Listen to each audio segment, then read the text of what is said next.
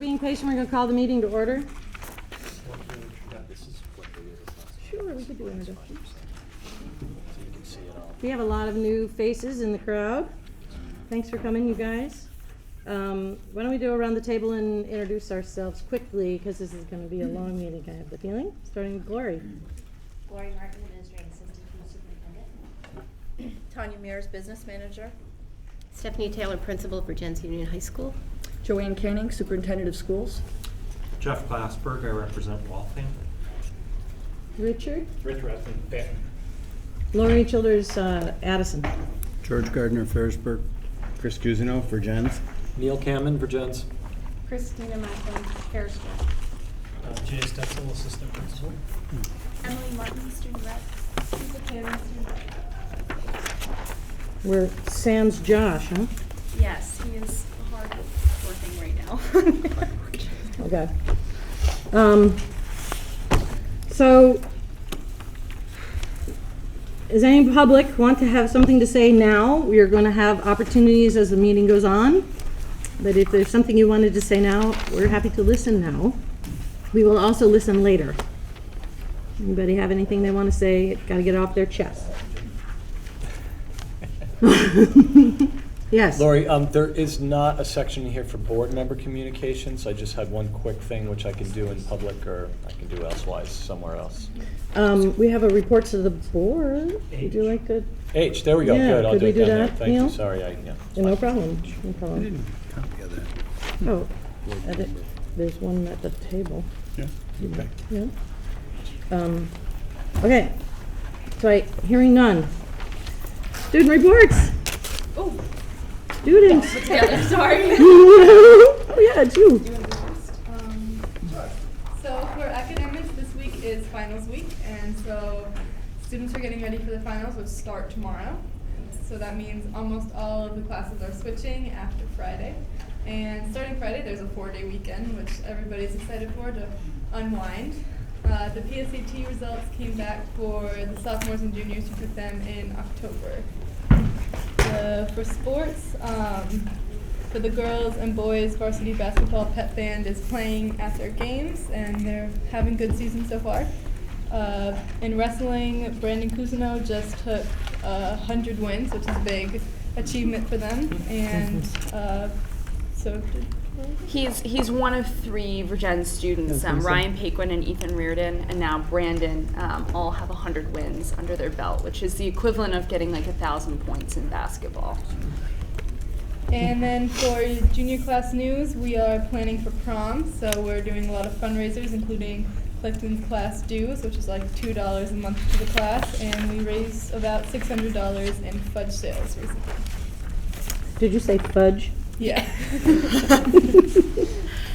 For student life, Winter Ball is coming up this Saturday. The theme is Hollywood Red Carpet, and it will be from 8 to 11 at the Opera House. We're super excited. We have a great DJ coming. Tickets are $12 per person. The senior class is trying to raise a lot of money for Project Grad right now.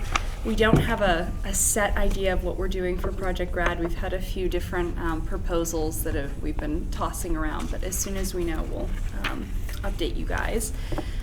So privileges for seniors are, I think I and several other class officers gave a presentation a few months ago to the board. The senior class of 2016 has requested access to leave campus blocks 4, 5, and 6 to go home, get lunch. We've been working a lot with Mrs. Taylor, and we're sending have sent an email home to parents asking for permission and just kind of letting them know what's going on. And hopefully the start of the second semester, students who are passing classes and are not called back that day will be able to leave the building for a little while and go get lunch or go home. Mm-hmm. So very exciting. Yearbook is coming along. We kind of have a hit list of all students who have not turned in their stuff, and Anissa Martin and Cookie Stepanidis have been wonderful at putting that together.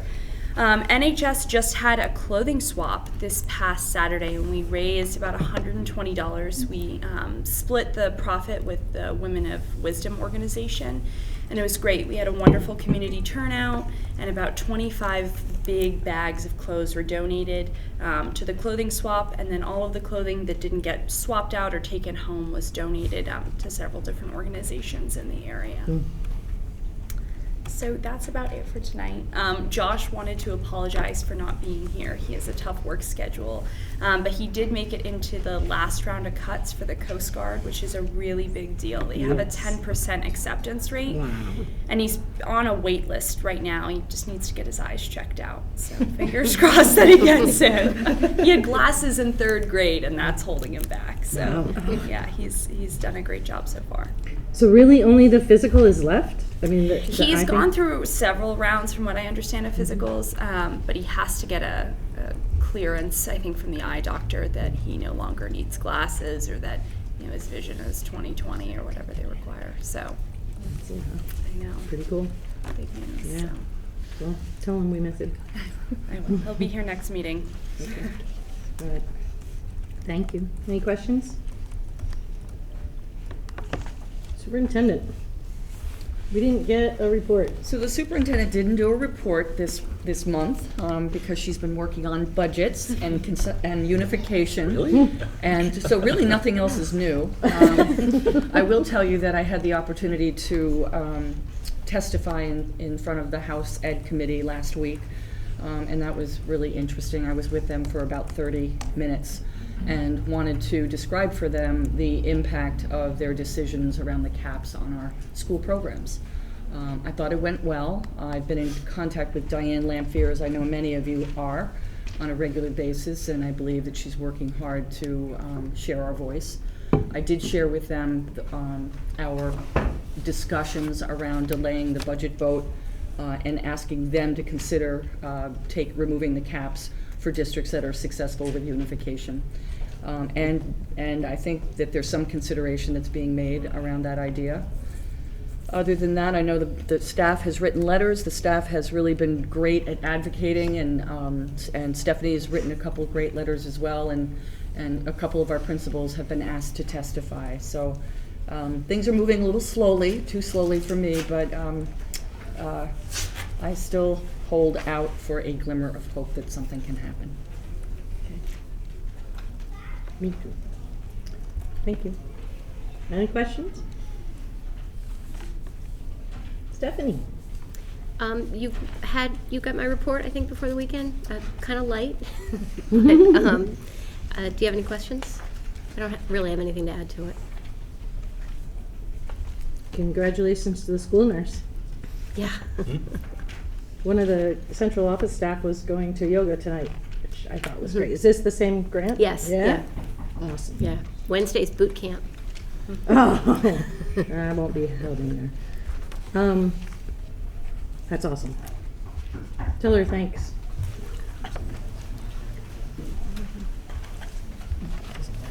You'll tell her thanks. I for us? will. Thank you. Any money we can get, we'll take it. So, business manager, monthly expenditure report. It was sent to you. I have updated the estimated cumulative fund balance. And if there's any questions, I can take them. It's attached to the minutes. Right? Oh, no.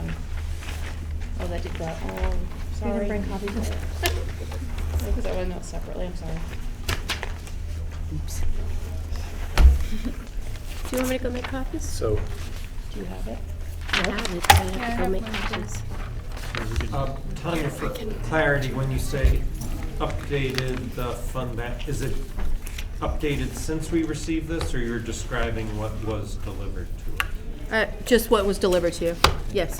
I had, from the last meeting, that the column was there, but from the last meeting, I have now put in the formulas. Okay.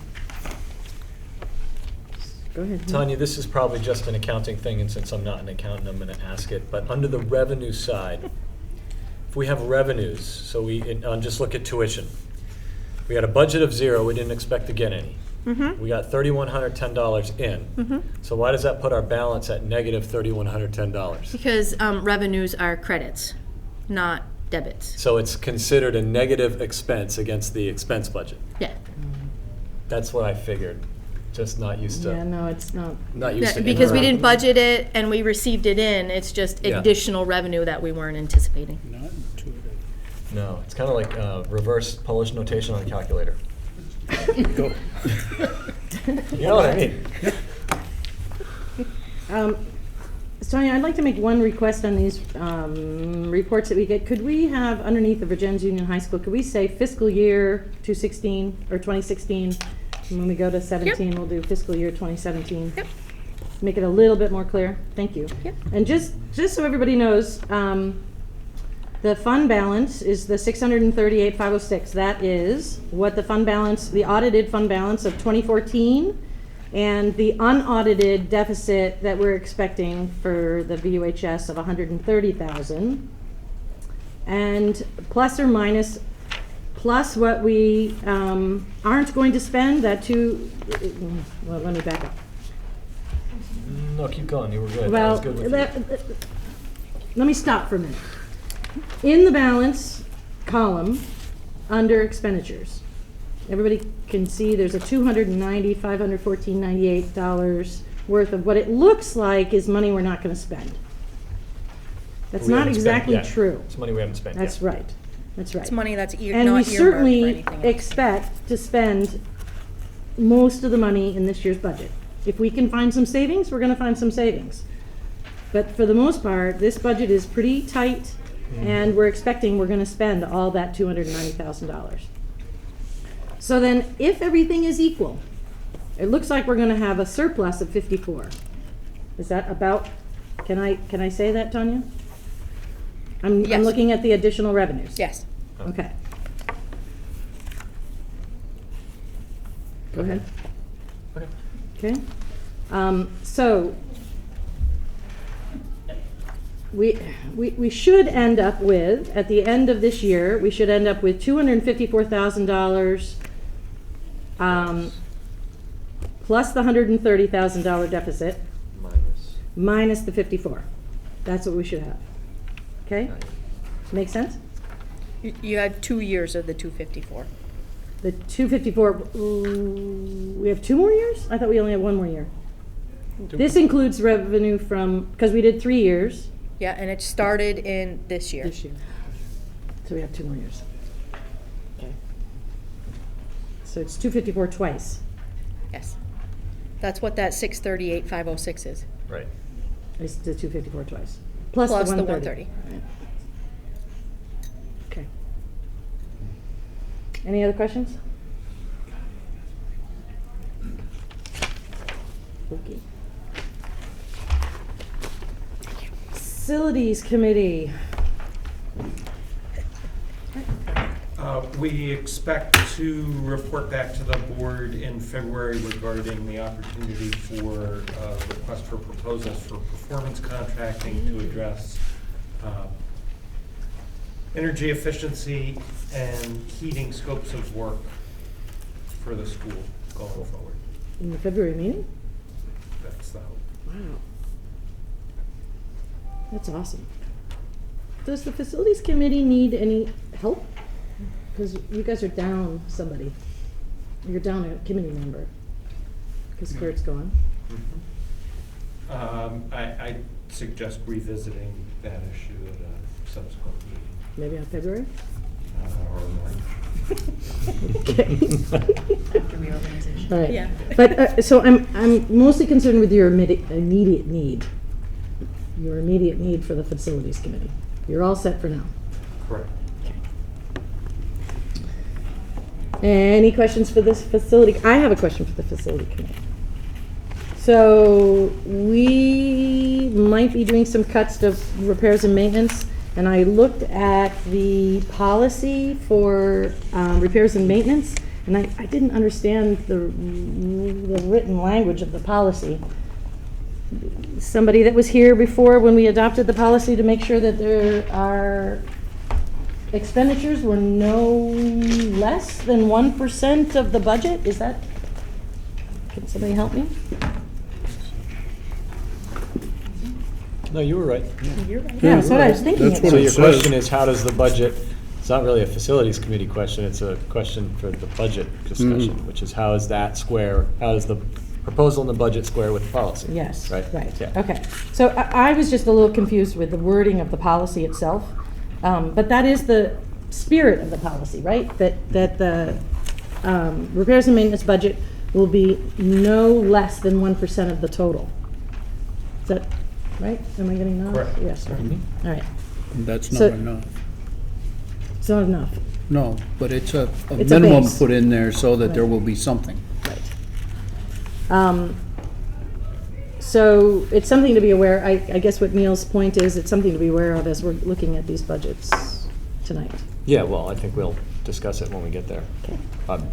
That's for you to say, not for me, but. Yeah. Thank you. Thank you very much. All right. And anything else for Facilities Committee? I think we have a guest. Mr. Cole? Thank you. How do you do? Pretty well, yes. Thanks for We'll visiting. see. I hear you do great. Well, thank you. You're welcome. I'm going to try to make this short. I know you have a bunch of stuff. And I apologize in advance to Richard because there's some things that I have on this agenda that have come up in the last week. We don't have our board meeting until Wednesday night.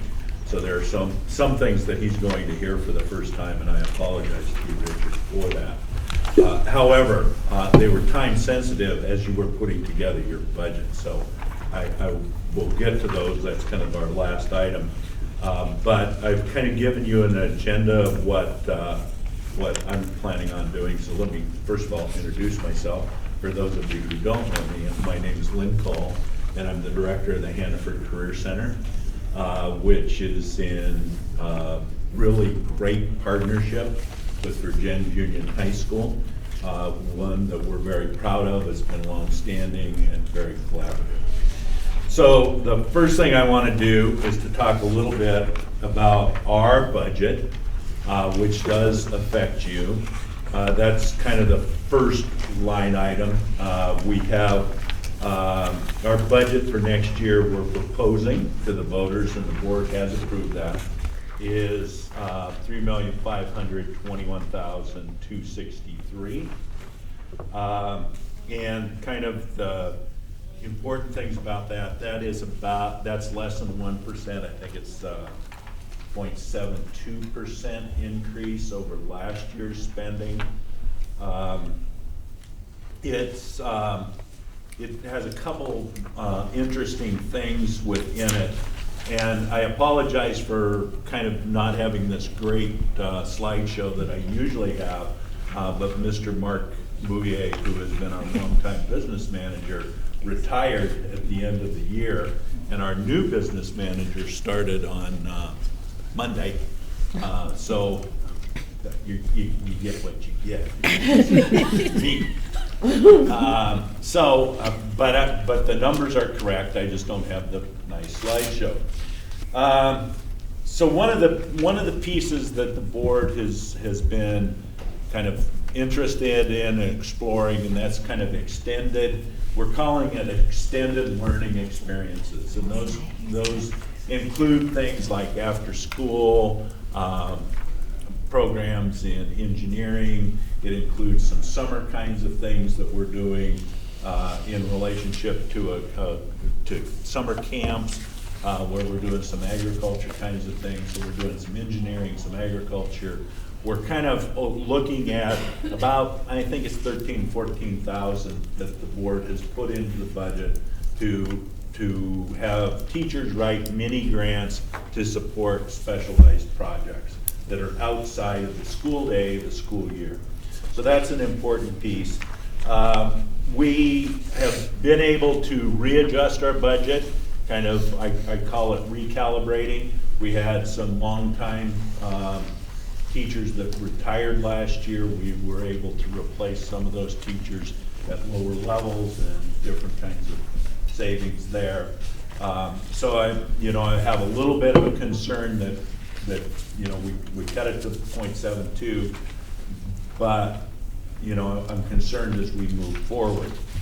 The other thing, we had a fairly large carryover from last year. The board took 40,000 of that carryover to reduce tuition for the upcoming year. As we speak of tuition, we're anticipating, we're making the assumption that there won't be an increase in the state block grant. So any increases that we have to be, and we do have a lower 6-semester average. That 6-semester average for next year, where am I looking for it? It says 6-semester average about halfway down step 4. You're looking at the right-hand side of the page. And I'm working off the estimated tuition worksheet. So we're looking at 6-semester average of 133.92. And I'm going to go into some explanations of how that all breaks down and how it specifically is with Vergennes as we go along. So you do all the math. We're looking at our estimated tuition for next year of being $12,000. This is the local assessment, and it's a combination of local assessment and the state flow-through. So the local assessment will be $12,225, which is up 1.75 from last year. All of these have been articulated to your business manager, and they have been included based on your 6-semester averages, which we will cover in a minute, for your budget. So all of those are in. Our announced tuition is that last figure, $20,454, and that's per student of 133.92. That's a lot of figures, and I went fairly quickly. So I'm going to stop just a second to see if anybody has questions there. Yes? So is that 133.92 equalized pupils, or is It's, it? tech centers are funded differently than high school, so equalized pupils is kind of a 2-year average. We're a 6-semester, 3-year average. So it's full-time equivalent. So to make up the 133.92, for instance, we had 156 full-time equivalent students the semester that's just finishing up, and to get there we had about 383 total students. Making sense? Most of our students are either half-day. We have a fair number of students, including all of the students that are at Vergennes Union High School, that are only 0.3. Okay, so if you have a class of 15, that's only 5 full-time equivalent students. Okay? I have a question. Mm-hmm. So if we look at the total technical center tuition, Mm-hmm. is that a comparable number to our per pupil education spending? Would that I think be? it's probably higher. It No, is but definitely higher. Is it the same as apples to apples? I had the same question. I'm just wondering if right, because I mean, the board is really going to be struggling with our cost of Sure. education per pupil this year. Right. And I'm just wondering if, I don't know. I wish we had that. No, but is that, I guess. I mean, I wish that was our cap. Another way to ask it is 20,000 and whatever, that's the, that's cost per FTE. Yes. That's the same that when we talk about 16 or 17,000, Yeah. that's the same. Correct. It is. Comparative. Yes. Now you guys have more technology going on over there, more equipment to maintain, more. Well, I think that what it really is, I don't like the way that they do that, because in reality, we are offering programs with the intent of students coming, okay? But we're paid for how they come. So they would be comparable to you building a program and doing your per pupil cost based on how many students you have in AP English. And you're going to find that, I did this on football, by the way, and football's a lot more expensive than we are. So, but that's, I mean, I'm just saying it's about being able to offer programs. And realistically, your costs are spread out over your entire high school, not just the students that come to the Career Center to participate in career and technical education. So it's a little bit misleading to say, okay, this is the per pupil cost. What you're really doing is looking at the per pupil cost to offer career and technical education to about 1,500 students. Okay? So we need to offer a certain number of programs. Are those programs under-enrolled? Yeah, they are. But if I cut all the programs that are under-enrolled, then we don't have career and technical education as we know it. So I think that that's a better way to look at it, but I understand the concern. It always comes up. We have the same concern at the high school. Sure. We have to offer programs to our students, That's- even if they are under class size. That's correct. That's correct. Okay, thank you. I have another question, which might be Tanya as much as you, but so if a VUHS high school student is 0.3 FTE to you, is that same student 0.7 FTE to VUHS? Or is that student 1.3 FTE to the state? Yeah. They're a full-time student here, but they attend 0.3 at the tech center. So They're still, you can't be more than a 1.0 student.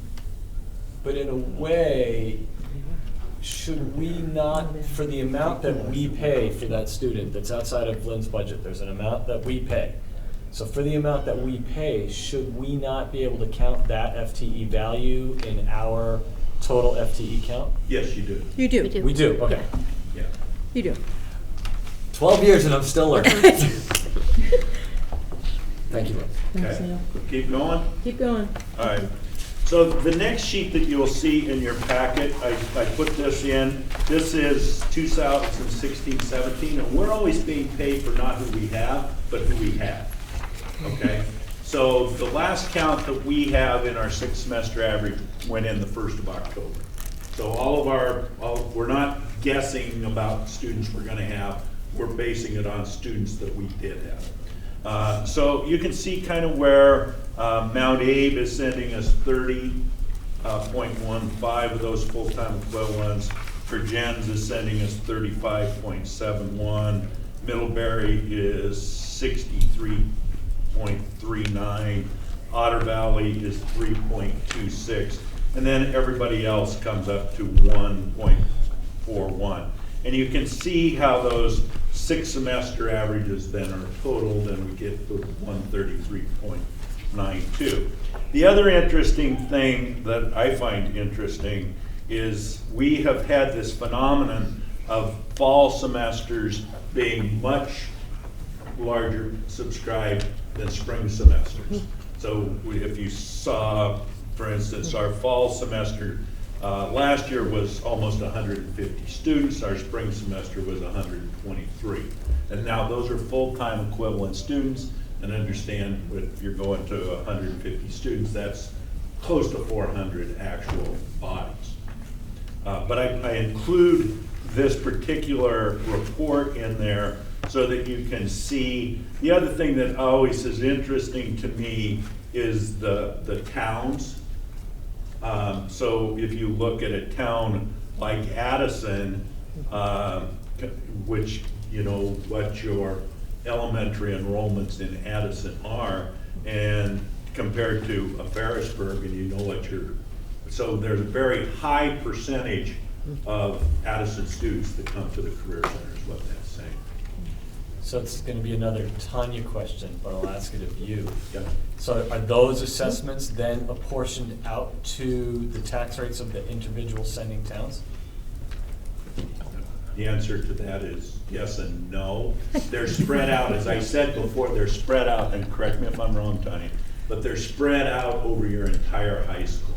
Right, so the high Yeah. school pays, and then part of the member districts that are sending money to the high school is paying off that amount, but not based on this proportion. It's based on your total equalized pupil percentage that actually attend here Right. for each town, yeah.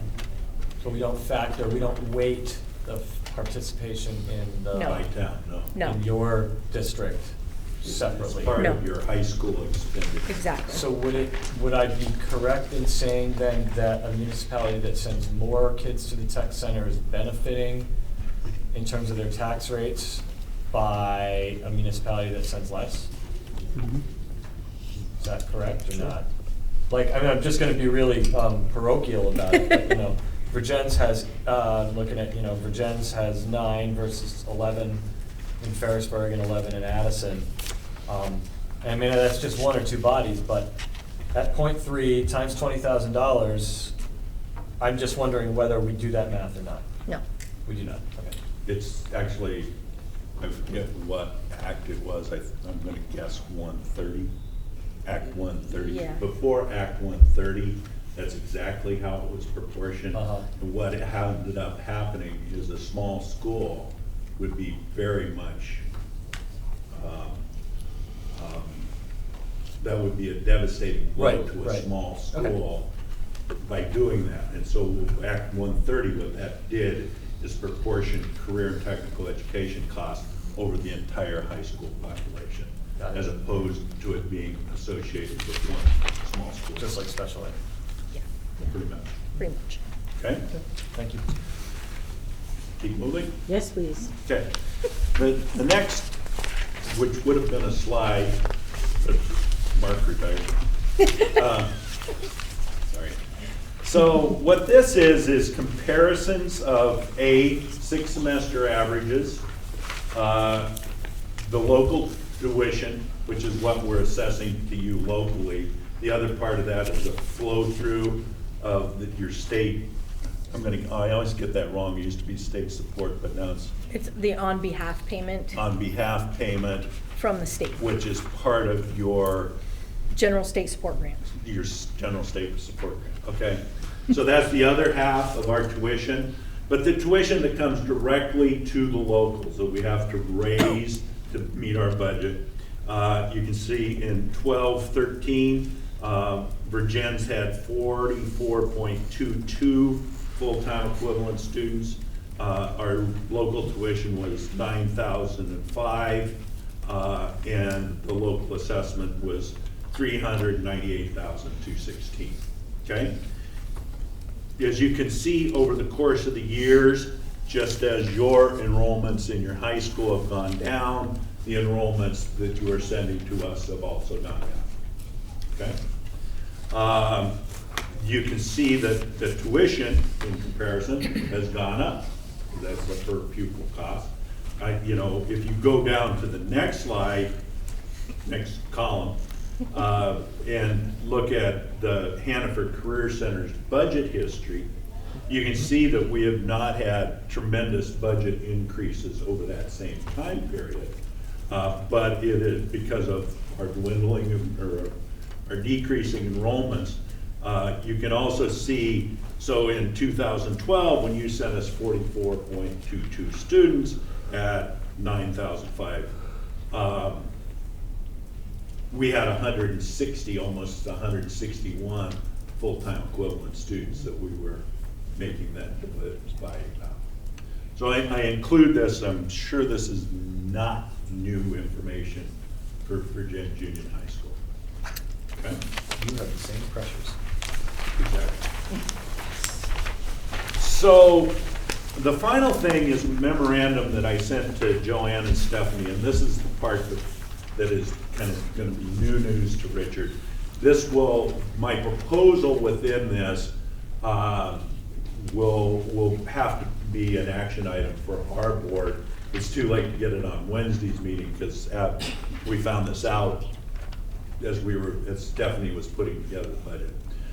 When this was in 2008, the Hannaford Career Center kind of took over the ag program at Vergennes Union High School. maybe some of you remember that. And when we did that, it was our intention to make that be a held harmless kind of arrangement. As I was crunching numbers based on a question that Stephanie asked me, I don't think that that's been happening. And I don't think it has been equitable for VUHS to do that the way we're funding it. So what I'm proposing is that we fund it basically the same way we fund other programs. And I'm also proposing that we do that this year. So right now what happens is the state block grant, which is 87%, flows to us, and then we pay that back to Vergennes Union High School to cover costs. In addition to that, we charge Vergennes Union High School for the cost of that program. And what has happened over the years is that number of enrollments has gone down. So the difference between what we're charging and what we're reimbursing is growing. And we need to stop that. And we need to stop it now. Because that was not the intent when we did it, and I feel I'm the one person that knows about that, and I don't feel comfortable in continuing that. So I'm going to recommend to my board that what we do is we don't cut you the check back, but we don't charge you for those costs too, and I think that's, you know what that is for this year, I think. Right, yeah.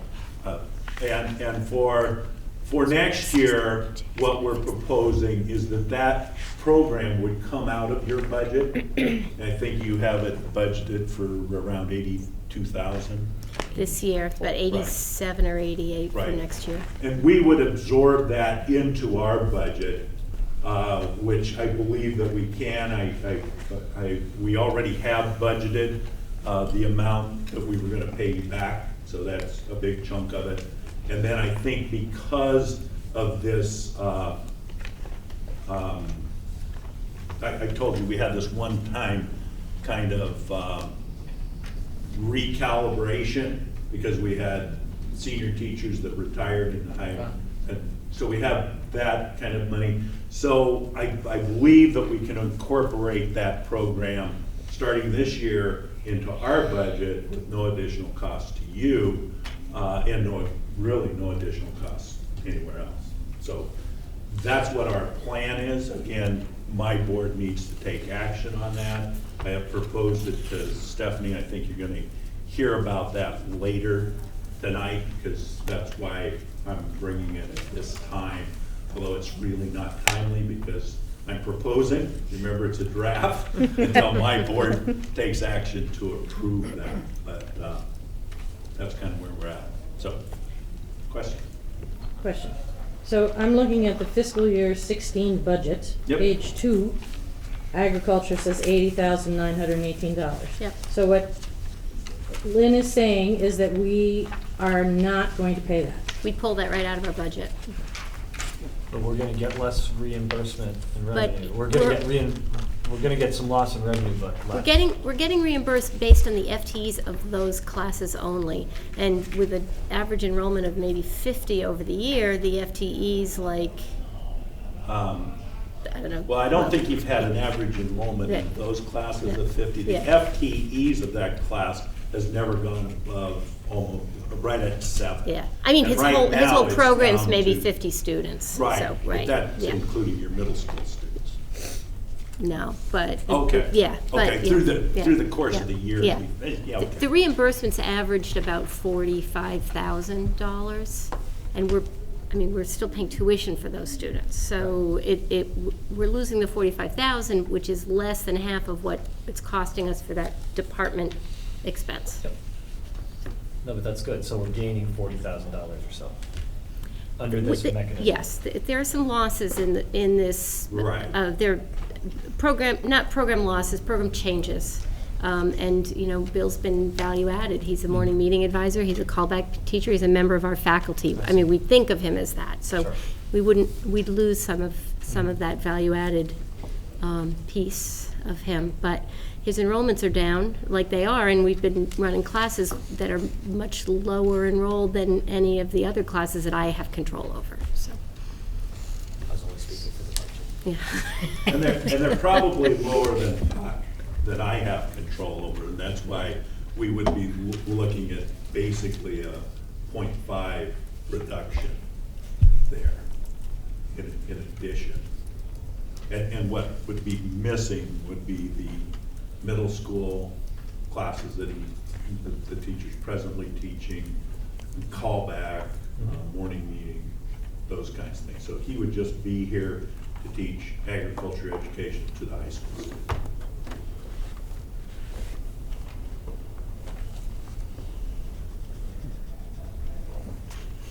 Quizzical. Yeah. So we're losing a teacher for morning meeting. You're losing a 0.4. Well, morning meeting's really important. That's what my focus at this Yeah, point. okay. So those 10 students are going to be absorbed by somebody else? We've got to look at the situation. Yeah. We have some You're people not who aren't concerned. currently doing morning meeting. You'll just do it. Mhm. And this is the best solution. I think it's the most equitable solution as far as funding. I mean, it seems mean, equitable. I don't want to make this, for lack of a better term, we've been overpaying for the program through no fault of anybody's. No. It's No. just, it's a system. Wasn't intended to do that, but it did. And I know Bill's on a long-term leave, Correct. which is, I don't need to know anything about that, except that. Baby. Cool.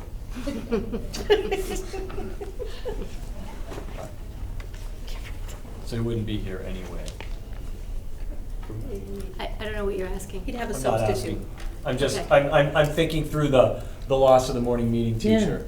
yeah. But the morning meeting teacher won't be here for a period of time. That's this year. No, that's- This is a next year, this is a next year, I'm, yeah. But she, Yeah. he's already said full-time. that there are other Yeah. people that, we're not, they're not doing morning meetings that are available for morning meetings. Yes, Correct. yeah. For this year, we're proposing to keep it exactly like this. Yeah. I see. Yeah, this change will go into effect for the 17th school year. Mhm. I see. But the change in funding would start now. Well, wait, no, I mean, I'm seeing during the 2015-16 school year, that was item 1 of your memo. Yep. We will not charge VUHS the expenses of the program, and in return, we will not reimburse VUHS for tuition paid on behalf Correct. So, yeah. in this current budget year. Yes. And then, of course, in subsequent. Yeah, Which but the is helpful. staffing is not going to change this year. Right, Yeah. right. The funding. But actually, what this does is that it even gives you a little flexibility in your 2015-16 budget that you might not have anticipated until you all started to talk about this. That's Right. Of To whatever the tune proportion of the year left. approximately 40 to, Right, exactly. So that's gonna help that $54,000 bottom line on the revenue side. yeah, we hope. Shouldn't be Okay. counting our chickens yet. No, absolutely, but I'm just trying to get my head around it. Thank Other you, questions? Lynn. Do we have any other questions? Thanks, Lynn. Thank you very much. Thank you. Thank you, Lynn. See you Thursday. See you tomorrow night.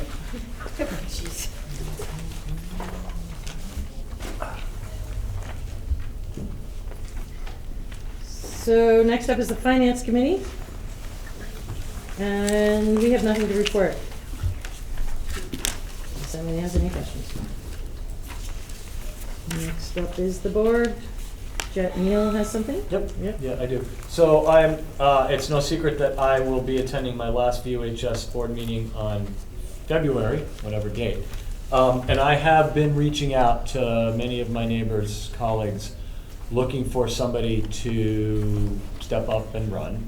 And I've gotten some interest, but not as much as I would like, and even not from some people whom I thought would be very interested and had previously expressed their interest.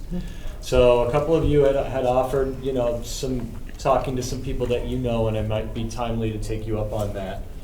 The other thing, and I wanted to check the board's sort of, not so much permission, but gut reaction before I do it, is I thought I might put something out on Front Porch to complement what went out from the city clerk, Joan Devine, and just say that I'm available with any questions if anybody would like to talk about what some of the benefits and opportunities are of serving on the board. So I would like to get a good, suitable replacement, somebody with some energy and a little bit more time.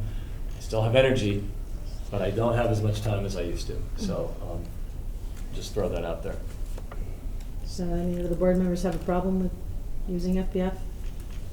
No, go ahead. There's maybe somebody in the audience tonight that you, don't turn around, Mr. Gaines, who might be a very good person to talk to. This one over here, the Yeah. gentleman over there? Yeah. Oh, and it's turning red. If Mr. Gaines has any interest in chatting with me about service on the board, then he should definitely give me a call. It's only a one-year position, Scott. It's only a one-year position, and we could use, It was not lost on me that he walked in this room. We don't often benefit from Scott's participation. yes, it's true. It'd be great, dude. Now he's never coming back. Now he's never gonna come. Thanks for coming, And Mr. Gaines. Scott is involved in things at the high school. We hear about it from him every Tuesday morning at Rotary. Oh, yeah. So, He's already involved. that's right. Wow. Of course, I could always get Mel to organize just appointing him instead. Right? There you go. All right, that was my say. I won't take any more time on that. Thank you. So if there are any board members that have anybody in Vergennes they would like to speak to, please do so. Yeah. Soon. We've got, petitions have to be in by the 25th of January. That's what I understand. I have in my hand a nominating petition, and if you want to put your name on it, I'll be the first to sign. I'd like to, 25th. I'd like to point out that the time frames for petitions for all offices aren't the same. So if you're going to run to be on the unified union, the time frames in which they get turned on are slightly different than the ones for the regular, running for the school board. Really? Yeah, because I went into the clerk's office and wanted the forms to get those things, and they had to change it, and they were telling me about how the time frames are different. So. Hiccuped They on don't- somebody last time that happened, remember? Last time we did that unification. I don't remember. Maybe it could have been. Yeah. Is it a shorter timeline or a longer timeline? Actually, you can't. With most of them, you could start like weeks ago, and you could have filled out a form and turned it in. This one, you can't turn it in earlier than the 20th of January. Okay. And you have until the 1st of, I believe it says at the bottom, the 1st of February, because the day actually landed on a like Sunday or something, so they shifted it one day over so that it wouldn't land on a day. The last day wouldn't be a day that they're closed. Okay. Addison might have some confusion, but So I just wanted to point that out. okay. Okay. Yes, Christina. At our budget meeting last week, we talked about trying to draft a letter as a board to the legislature, and I Yes. just thought I'd bring that up to see where we're at with that. It got shared to everybody. Did people not get it? I didn't, Okay. I didn't see it. Oh, are you not on the VUHS list? Is she not on the VUHS She's list? not yet. I'm going to forward it to you She right is this on the second. VUHS Sorry, list. I brought. Is then it too has late been or done. not? Good. It's been done, and it has not gone out. Okay. Richard, have you looked at it yet? I have nothing to comment. You have nothing to comment? I'm going to share it with you right this second.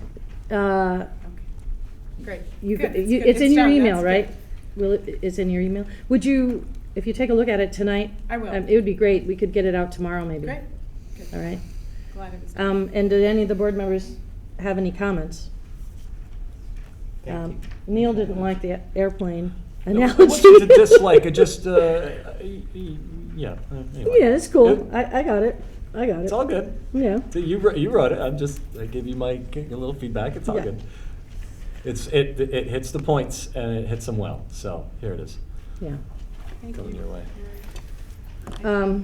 So I hope we'll get that out tomorrow. And just for some clarification, I was under the impression, I'm not quite sure who we are targeting this letter to. Are we targeting it to the entire legislature? Are we targeting it to our legislators?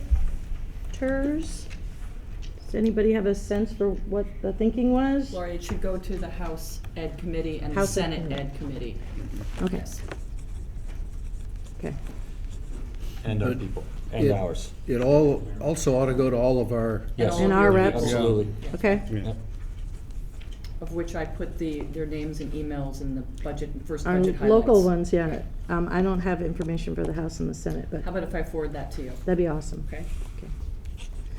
And Richard, Would it be okay if I signed it in Yeah, your go ahead. stead? Yeah. Is that okay? Yeah. Thank you. All right. Anything else from board members? Okay. On to action items. Approval of minutes.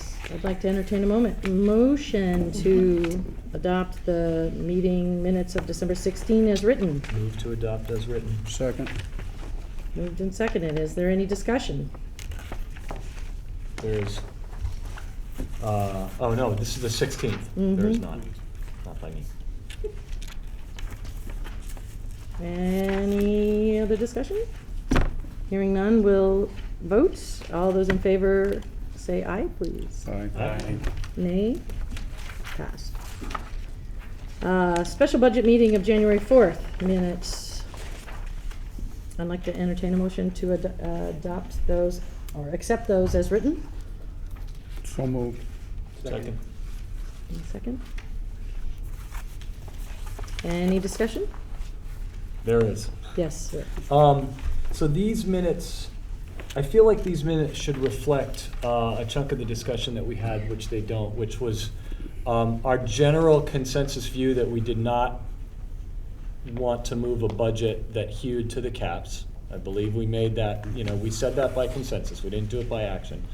And the other sort of consensus that we would move forward and explore the possibility of delaying our budget vote in order to allow us to focus on the unification vote first. And I think that, that was well reflected in the paper. I just think it would be good for our minutes to also reflect that, because otherwise it's nowhere said that, those sort of consensus sentiments were expressed.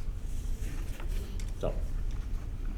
Do you have a specific couple of sentences you'd like added? I would have to just put a thinking cap on for a couple minutes and tap them out. Okay. Which I can do, and then come back up for air, and we can approve them after I make a motion for an amendment, if you want. Okay. Do you want to table the motion for now? Who made the motion? You did, I right? did. Yeah, sure, I'll table it for the time being. Okay. All right, I'll just Everybody all right with that? quickly Thank you. tap something up. If you have something. Okay.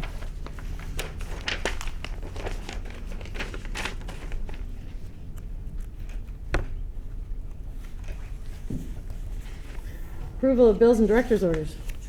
I'll entertain a motion to approve bills and director's orders in the amount of $363,678.92. Second. Any discussion? Just for your information, if you take away the supervisory union assessment of 303,603.06, you're talking about only $60,000 in expenditures, so we are clamping right down. Thank you. Thank you. Any other discussion? Hearing none, I think we'll vote to approve the bills and director's orders. All those in favor? Aye. Aye. Opposed? Aye. Thank you, passed. So we are at the second reading of policy matters E13 and E14. Lori, I have to apologize. Yes. That went on prematurely. We do Okay. not have the policies. We All right. worked on them at the audit committee meeting today, so that will come on in the future. All right, so Sorry. we're eliminating action item C, Yes. moving it to February anyway. Then it would be first reading from February. Correct. Okay. Set a capacity limit for school choice. Oh, Roy, did you copy this for all board members or just me? Okay.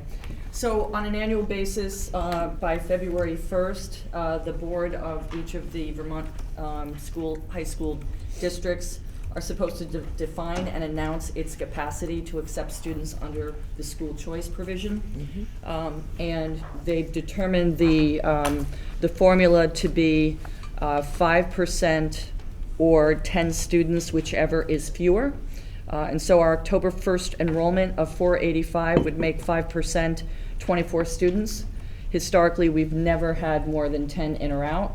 Administration is recommending tonight that we maintain the 10 available slots for the 2016-17 school year. In students would be 5, and out would be 5 if the limit is set at 10. What do you mean by in and out? Students who are coming to us from other area high schools would be in, and students from Vergennes Union High School who choose to attend another high school. Okay, thank you. What are the figures for this year? 10. How many students Yeah. are actually doing it? They're 10 in and 10 out. So we have 10. Actually taking Yes. advantage of this, yes. Yeah. Okay. Yeah, but some will graduate. So that's 10 and 10, and you just said 5 and 5. So Could- 5 and 5. Because they're 5 in the program, they don't have to reapply every year. Once they get school choice, they can continue there until they graduate or elect to come back. So there's 5 slots available. Yeah. Slots from the original 10. Mhm. Right, correct. So it's over Do 4 you need a years. motion? Confused. Yeah. Do we need a Once they motion? get, Yes, we Yeah. need action by the board. So, you know what he's moving? Move the recommendation Yep. of the administration. Thank you. I'll Richard. second that. Thank you, George. Any other discussion? Can you just tell us, do we have a lot of use? Are there a lot of kids that go or come? Not a lot, only 5, 10? well, 10. Yeah, 10. And they do, 10 in, the 10 slots out. fill. Yeah. This year. We have 10 kids coming into this school Mhm. on a regular basis that want to be here. I don't know historically what it Right, is, but it- last couple of years. We're losing 5. We're losing 5. This graduation Yes. class will be losing 5. Yeah. That's why 5 gets open. yes. Correct. Mhm. Yeah. Thank you, Richard, for explaining that. Thank And you. it seems that, at least to some degree, one of the programs that the students want to have access to is the Walden program. We actually got a sophomore this year who tried to get in, and that was a little early. We had to say no.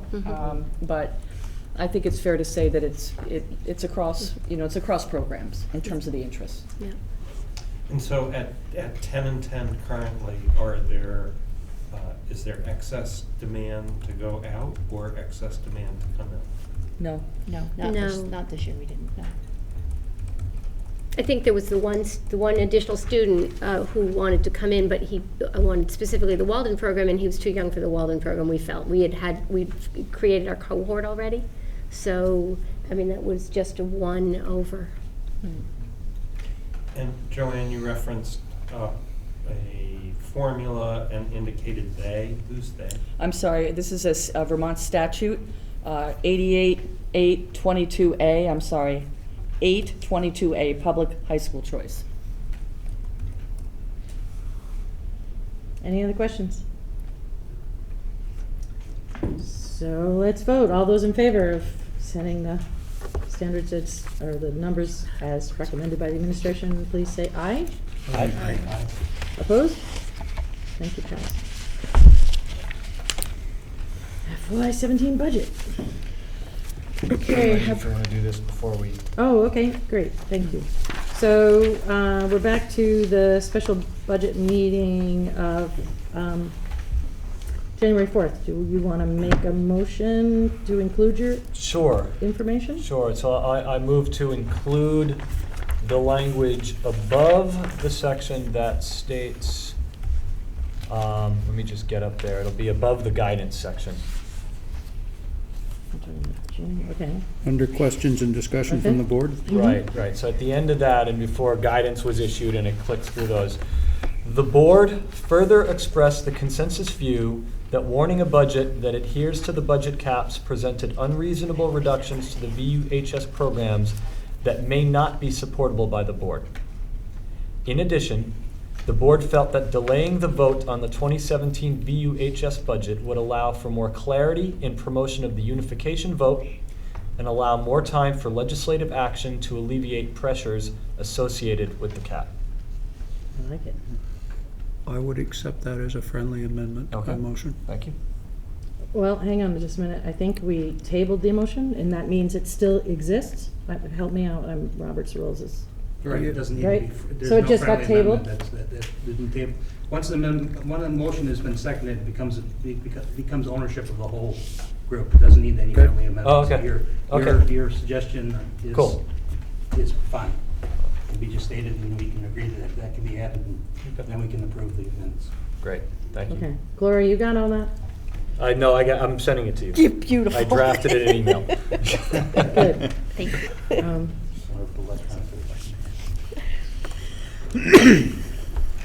So, any other discussion? All those in favor of adopting, adopting the minutes of January 4th as amended by Neil, please say aye. Aye. Aye. Opposed? Passed. Thanks, Neil. Thank you for entertaining that. Okay. Budget.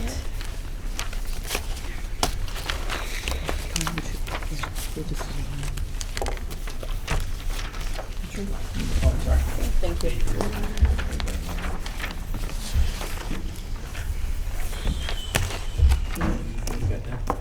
Okay, good.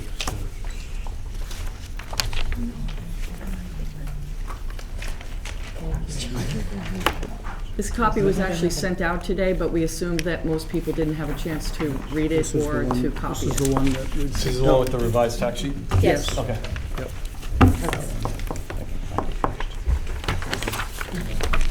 It's the one with the little yellow line on the top. 111, it says? Yep, that's it. We'll borrow the machine. No, I probably will be able to get through it, have a headache for the rest of the night. Use your cell phone. You can. I've done that before. You use That's your right. cell phone with the camera. And Yeah. You can just Zoom it in. They- Zoom in on right. it. May I begin? Yes, please. Thank you. So the board's guidance at the last minute, at the last meeting, I'm sorry, was for administration to develop a budget that represented the decline in equalized students from the current year till next year. So you will see that we have a side-by-side budget based on our last proposal, and then the one with 5%. In addition to that, we have updated the tax sheet, including the $130,000 additional anticipated deficit, as well as with some new numbers. So what I'd like to do is have Stephanie not go through every line, but just highlight where we made some of the changes in this budget. And we will open it up for questions. You'll also notice we maintained a reductions column to the right, which helped me in tallying where I was in comparison to my target number. Depending on how you look at that, the target was somewhere in the area of $500,000 to $550,000. And this budget is a $620,000 reduction. Major changes, I mean, we basically started with the level program, so everything was put back in, and then I went back through and started looking at reductions. We also had some new information because we clarified some enrollment figures for next year, so this budget includes some staffing reductions, which were not included in the last budget. Primarily a half-time English position, 1 FTE in math. We've maintained the 0.4 reduction in high school science. Our class enrollment doesn't indicate we'll need it, although, you know, class sizes are a little bit higher. And this budget currently maintains the 0.5 reduction in technology integration. There's a variety of reductions in the instructional budget, supplies, field trips, texts, dues and fees. It totals what it totals. We sort of picked through the departments and asked for their advice. It maintains the reduction in the principal's office of the administrative support person, and we have a 67.5 reduction in operations and maintenance, and a 21,785 reduction in extracurriculars. But that doesn't impact any programs. We have some support coming from the boosters for 1 year only to maintain programming. I'm sorry. Oh, and it includes the reduction of the ag program and the change in funding for the ag program. Your voice dropped at the end of that last sentence. Sorry. Could you repeat it? Boosters. The boosters are offering some financial support. Oh, okay, great, thank you.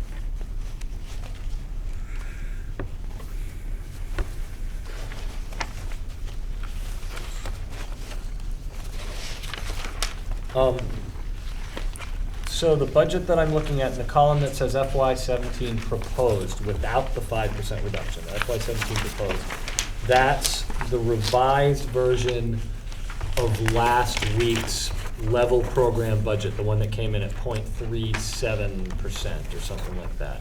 Yeah, there's some, we made some tweaks to that, but it still maintains a level program, Yep. the numbers may be a little bit different. So the way to read this is if we want a level program budget, it's the FY17 proposed, and if we want a minus 5% budget, then it's the column to the right of that. Correct. Okay. And that -5 is from the 16 budget. Yeah. amounts, Yeah. not from that 17. Right. Yeah. Now, the agriculture piece gave you some wiggle room that you didn't have in the level program budget that we saw last week. That $82,000 wasn't in that Right. proposal last That's week. included in now. Now it's in there. Yes. and I assume But the it'll- revenues were not included, so Right. it is, The revenue still isn't included. right. Right. So it's I'm not just- I'm offset by thinking the about our- revenue. Yeah, I'm thinking about our expense side, you Mhm. know, what people see in terms of the expense side first, then the revenues. Yeah, yeah. So, okay. And those were clarifying questions to know how to read it. I have a question. The tax sheet that's provided, it only does the 5% reduction. It doesn't do the new revised budget at level program funding, right? Right. Okay. So, Oh, right. yeah, Yeah. and then actually that budget goes up from the last time, because the last time it was 10,296. And this one at the level programming is 10,357, 358, right? Am I, Uh-huh. so the 10, let's go to the second to last page. Page 11.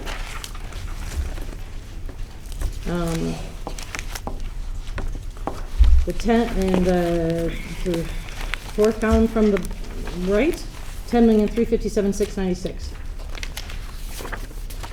Wait, hold on. Page 11. Page 11.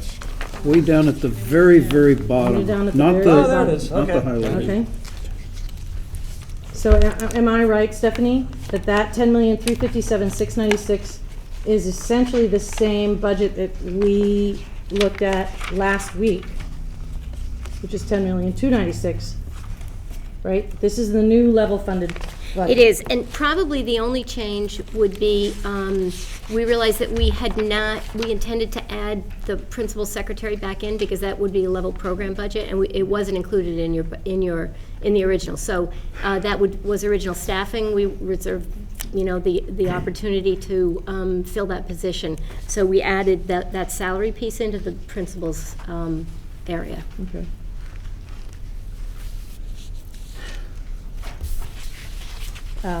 Additionally, it looks like our equalized students changed from our last meeting. Did something happen?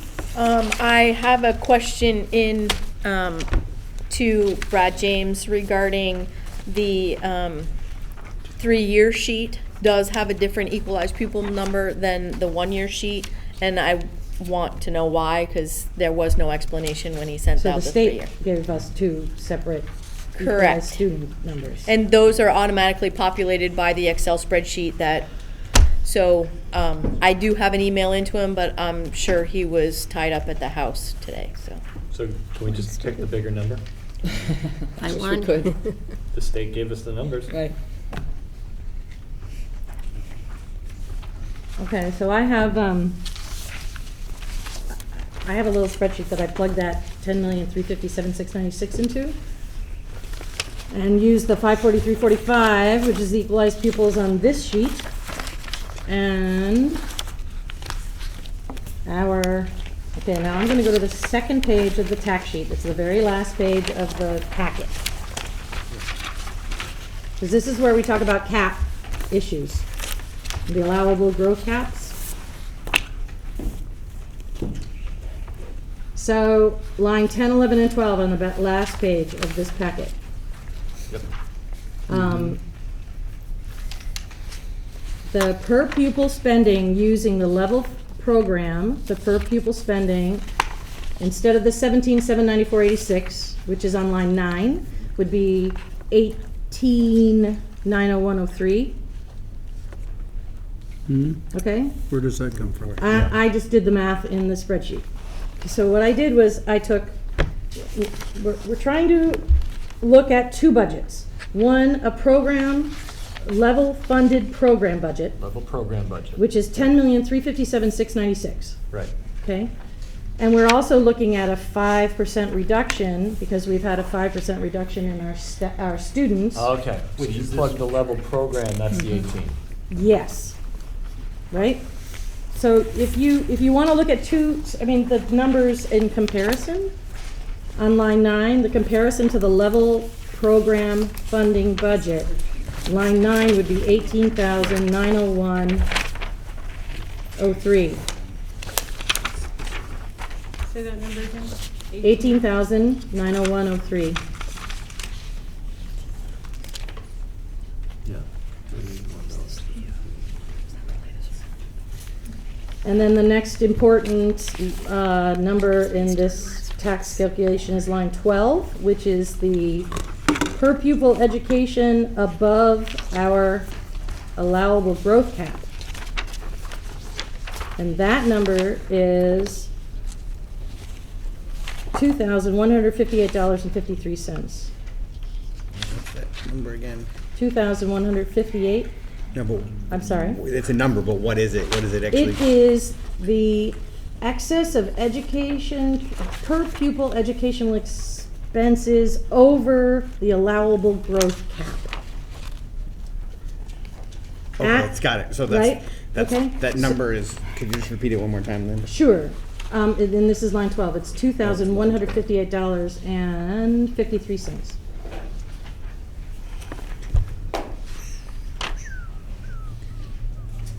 Which produces line 15, an equalized union tax rate of 2.1155. And that's line 15. That's the effect of the double taxation. You got it. That $2,000 figure, when you add, I'm starting to see, Claire, you've just taught me something new about this. So when you add that number on line 12, that's your double taxation number. Yes, sir. Per pupil. Yeah. Yeah. I get it. Nice. Yeah.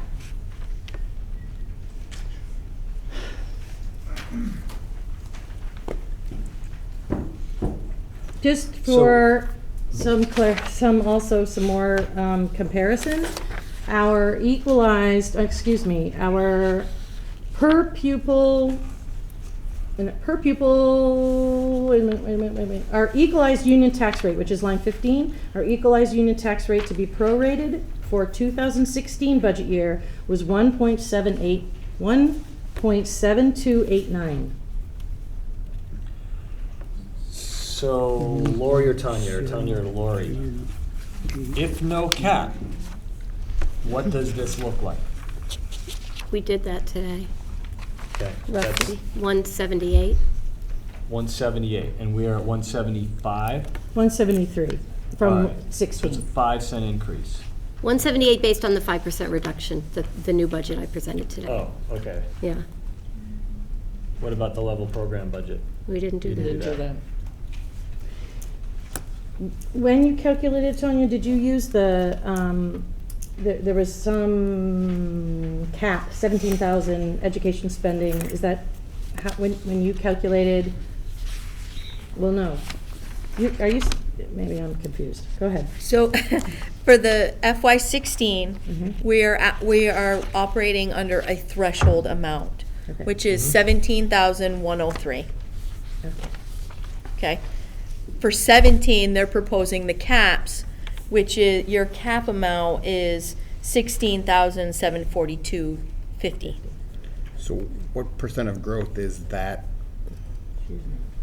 1.48%, I believe. 1.48. In the equalized pupil, not the Yeah. budget. Equalized pupil. Right. Right. Okay, so it's, got it, so it's 1.48. So can we you showed that calculation to me. Could we take just a second to, because I don't think I completely understood it. If we took our equalized per pupil spending for 2016, fiscal year 2016. Oh, put it away.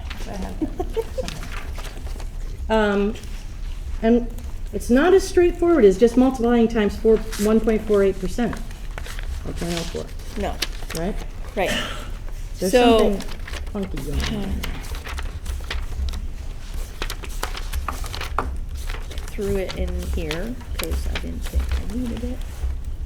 So, Paul, you folks are digging in your numbers there. Per my understanding of our conversation this afternoon, what this amounts to is a 12-cent tax increase for the taxpayer. 4 of that, the result of the 2 cents that the state is increasing, 2 cents of it from what this is gonna cost for the actual education, and 8 cents that is the penalty that we're gonna pay Montpelier. That's correct? Yes. And are you talking about the 5-cent reduction budget? That's the Okay. 5% reduction, yes. That's not the level funded, the level program, that's the 5% reduction causes us that much. Do you have the numbers for the level funded? No, I don't. But if you stop and think, the increase was about 10%, so it would about double that amount. So I just did the level funded, Okay. and it comes out to be $2.09. Your tax rate. Because of the the doubling of the. Right. So I came up with a little bit different number. Did you include the 130? Yes. Yeah. Okay. Did you? Yeah. I got 10 million. Okay, I got 10,357,696.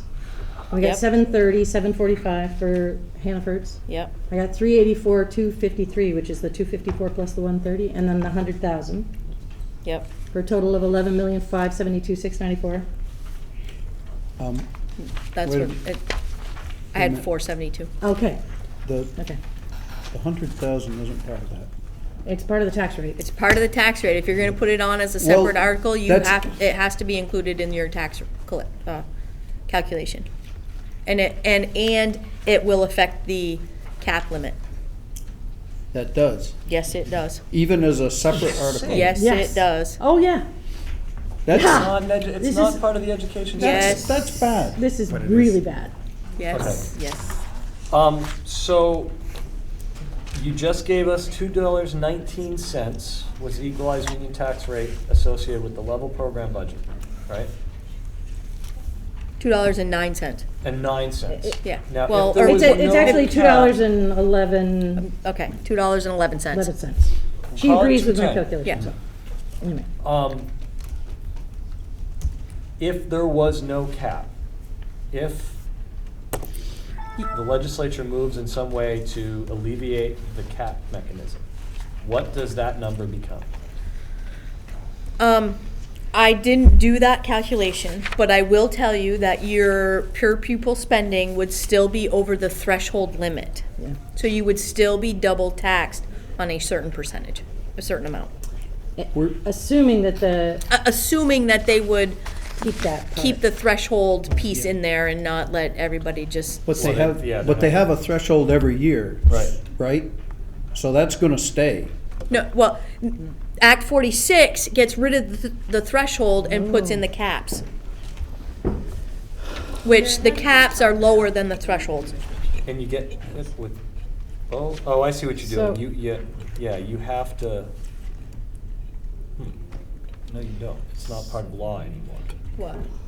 The threshold limit. Okay, so we eliminated the threshold and the caps, which is, I just took out the difference, right, that The 2,000 line bucks. 12 difference. The tax rate is at 1.898.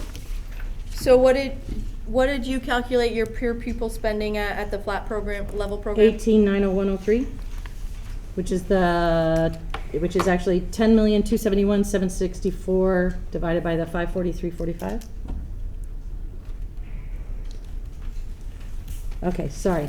So we had 11 million. Well, yeah. Okay, you and I agreed on the 11,572,694. Yes. Okay. Then the revenues are 1.3. Yep. So for total education spending of 10,271,764. Yes. Okay. So then you're 18 what? 18,90103. 90103. And that's 543.45 equalized pupils. Okay. Okay. Yes. And then I took the 99. Oh, that's different, isn't it? That 9870 changed. The property tax yield rate changed from our last meeting. Yes, it does. Yes, it did. The yield went down, and we were notified on Friday by VASBO and the AOE that the recommendation from the JFO to the legislature was going to be that because there was a miscalculation when the treasurer's office actually notified the legislature that they wanted 99.55. What does that mean? Which means that, so your yield went down, which means your tax rates are going up. Unfreaking believable. I think the state treasurer ought to absorb that in her budget.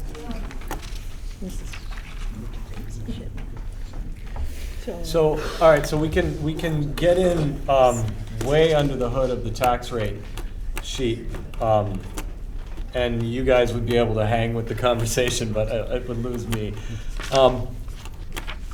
I guess what I need to decide, we have to warn a budget tonight. Did I hear that? You do not have to No. warn one don't. tonight. You have to have one warned by the 21st of January. Okay, so nominally, we would have warned a budget tonight. Yes. Neil, No matter, yeah, we don't have to adopt a budget until the 23rd of February. According to statute. Yeah. I am not aware of that. We did Well- not have this. We had a thought it general hasn't been conversation, said. but in terms of when, I mean, that's what I will get from our legal counsel to feel secure. I don't want to change the conversation over to this avenue. What I was trying to do is just begin to lean in there by kind of trying to discuss and intuit from you guys, what is the budget you need to run this school? Is the 5% budget going to allow you to run this school, or are we running this school into the ground? Stephanie and I had that conversation today, and that's continually something that we talk about. How do we feel about this? To what degree are we diminishing our programs? And, you know, I mean, we never thought we would be at this point, but. I mean, we're talking about all these, numbers and these what ifs, and the whole idea of delaying allows us time and clarity. Right. So really, I think what would be a benefit, just my suggestion, a beneficial use of our time would be to, understand what you guys need and figure out if it's supportable. It still seems like we don't have enough numeric information to know if it's supportable, not information to do math with. But what are they going to do with the caps? Are they going to replace them with a threshold? Do we get unification? All that. So if we have to move a budget at some point in the next, month, 2 months, we need to know what you guys need to manage this school. Can I just make one distinction between moving a budget and when the date to vote on that may be? And that was part of the discussion last week, was whether there was an opportunity to delay the vote beyond town meeting day. Right. But it's a different issue from, we could adopt a budget tonight that perhaps wouldn't be voted on. Exactly. On town meeting day, so. Exactly. I'm just trying to make sure I understand all the moving pieces. I would add to that, Jeff, that all of the boards have shown some interest in delaying the budget vote. All of the other member districts have shown that interest. What I don't know, and I've asked Chris Leopold for guidance in writing so I can share it with you, is what's the scenarios that could play out. What happens at an annual meeting if one place says, three places say yes and one place says no? You can't delay the vote. What happens if the legislature does their magic and you decide that you want to have a budget vote in May? What's the time period for, how can we change that budget? How can we use new information to make the change? Right. So I can't answer those details, but I know in theory that yes, you can move your budget vote from town meeting day. What the ramifications are in terms of the other timelines, I don't know yet, and I have a phone conversation appointment with him tomorrow to nail that down and to get some guidance in writing. So George, did you get that February date from chapter and verse of statute, or where does that come from? It comes from the law that Glory read to me that says that you have to adopt a budget by your annual meeting. And our annual meeting is on the 23rd of February. Yeah, so there's always been a period that you had to adopt it. Well, but it was because we were trying to make sure that it was warned for town meeting. We are now looking at moving this budget vote beyond the town meeting timeframe, so it's a different wall that we're running into. And I also don't know if there's something in your articles or in deeds that say that you have to have it in time for the town clerks to publish it in an annual book. Some of those details we don't. We tried to do some research on that today. But like was pointed out today, the budget for the high school is a separate book, so it doesn't go in the town reports. Right. That's true. So that may cause some problems with the elementary schools doing this, but it allows us some flexibility that they maybe don't have.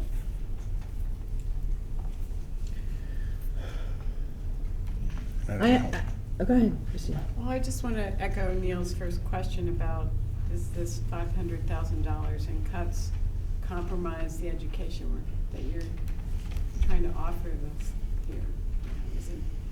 Where does it stand? 1.2 was devastating. Okay. And I mean, there isn't room anywhere else to come up with that kind of money in reductions. You know, I wouldn't propose this if I didn't think we could do it for a year. Our enrollments are, you know, our course enrollments indicate that some of those reductions are indicated. It'd be nice to have, but and you know, supplies we can do without for a short amount of time. I'd like to avoid getting to the situation that I walked into 3 years ago, where every single student was sitting on a broken chair, and you know, we ran out of paper. I've tried really hard to plan and give teachers what they need and students what they need to have a safe and clean and, you know, reasonably well supported environment. And it's hard not to worry if we go the whole 500,000. Like, how will we ever make up that ground again? You know, once we make the slashes or whatever, to get to some magic number, it feels like we're just slitting our own throats, frankly. But Lori? Yes, Jeff. So it would appear that there's another iteration here, which would recognize that there are some real reductions that are possible. There's $87,000 that is a real reduction that is possible because of the adjustment with Hannaford Career Center. And there are some other reductions that are proposed here that are real based on class size policy, it would appear. I would suggest it's imprudent to be cutting things like technology and supplies and some of those other things that are a standard in order to operate the program. So what I'm suggesting is there's a point between now these two places that we've tacked on the board. There's that level program budget, which frankly now seems like overspending. because we are aware of some real potential reductions. There are some components of this 5% reduction that I would argue are imprudent in terms of preserving a quality program into the future. So whether we try to identify that number tonight in some guidance for you, I think is driven by the pressure as to whether or not we are seeking to adopt something tonight, whether we're seeking to adopt something next week in order to meet a deadline of the 21st. And then a separate issue for those in the audience, because our meeting last week was not taped, was the reasoning behind potentially delaying the vote was to accomplish two things. One is we have done substantial work in order to put before the voters on town meeting day a proposal to create a unified district in Addison Northwest. And there are some projections associated with that in terms of costs that we wanted the voters to have a chance to consider outside a vote on a high school budget where there are substantial variables still at play because the legislature may provide some relief to what otherwise would be an onerous penalty. And it seemed imprudent to us to go to the voters essentially providing something that's easy to say no to. And so that was the reasoning that we thought we might delay, was so that we could have a sense as to what our real tax costs would be. That was the discussion that we had last week. So to be clear, the voters would still vote on the high school budget. The question is when. And we were arguing that we would prefer to delay that vote until we had some clarity from the legislature with regard to relief from these proposed penalties. Just to put that out there. Thank you, Jeff. Yeah, thank you. Very well stated. Yeah. I have some questions that don't fall into any of those, but in terms of like percentages, because I'm getting information about what is being proposed in terms of what might be able to fix, and I'm being asked, well, what do you need to make it work? And so I want to know, like, the cap that that's proposed in Act 46, what % of increase in spending does that allow us to have? So would that be, is that 1%, 1.4%, 1.5%? Does that make any sense? I think it was our allowable growth was 1.4%. 1.4, okay. And equalized pupil cost. But that's pure pupil increase. Right, yeah, If we could 1.4. only do it by spending, we'd be all set. Oh, yes, we would. Okay. And then. So that's really important, Chris, just make Yeah. sure that folks in the audience are following. So it's 1.48% in per pupil spending, and we're showing a reduction of 30 pupils. Yes. So it's not 1.48% increase in our budget. It's actually a significant reduction in our budget because it's on a per pupil basis. Right, so it's 1.48, okay. So then if we add The perfect storm. point. That's Yes. exactly right. If we add, And or it's to add equalized, 0.9. so not per to actual add, pupil. it would be 8. I did this for, okay, so 2. And so if it was if we raise that up to 0.9 that the legislature has been talking about, the 0.9%, it brings us to 2.38.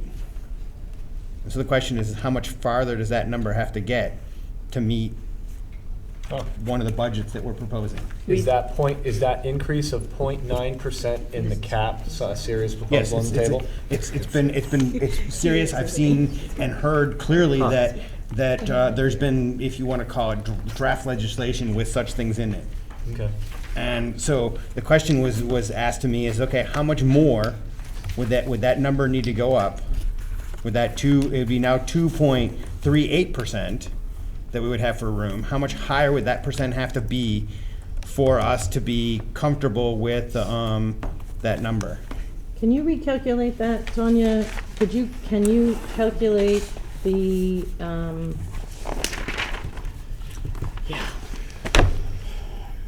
education spending per equalized pupil based on, no, I'm sorry, we have that. Can you recalculate the equalized pupil spending threshold for FY 2017 with an increase of the 9%? No, it's Point- 0.9%. point- 0.9. It's like almost point- 1%. Right, 0.9. 0.9%. So, and what we're talking about is recalculating the equalized pupil spending. Right now, with the allowable caps, as they are, our equalized pupil spending allowable is $16,742.50. If we have an increase, how much will that go up? Can you calculate that? $167. Well, actually, a little less than that, because it's 0.9. Is that, are you concurring? Yes, but the question was, what percent do we need to increase to be comfortable? Yeah, so We like, need an increase of 10%. so we need an increase of 10%. Yeah. And so we're only looking at an increase here of 2.38, so that's really, it would need to go up by 8 or like 7. 10%, Chris, 10% on top of the 2.38. Okay, 10% more. Yes, so we needed to increase 12%, 12.5% to actually level program because of the Okay. 30 equalized students that we lost. Got it. And you know, Stephanie, Joanne, and I did those straight calculations here is today never gonna happen. to send them to Diane. I know food prices are down, but that's what we spent last year. Which we know that Can't- if Diane even brings that up, she'll probably be laughed at. But she asked for that information. Okay, so it's 12.5 total. So we need That's the allowable growth cap that we need in order not Well, yeah, I to mean, get they're a double telling, they're penalty, telling us. 12% increase? Well, they're telling us that, you can, Well, actually, your yeah. allowable growth is $16,742 per person. We're coming in at $18,900. Right. 10% is $1,674, which is almost the difference between there. Yeah, it's 18,416. So, a couple of observations Mhm. or thoughts?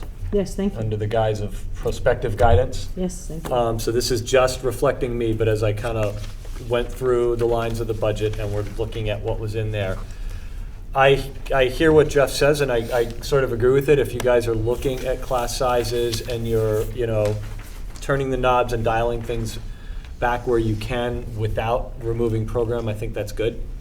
There's a couple areas where I'm a little concerned, in particular math, which I think could turn around and bite us in the future, but it's not my place to get underneath and make those determinations. I know that. That said, I'm going to say that math makes me a little nervous and technology makes me a little nervous.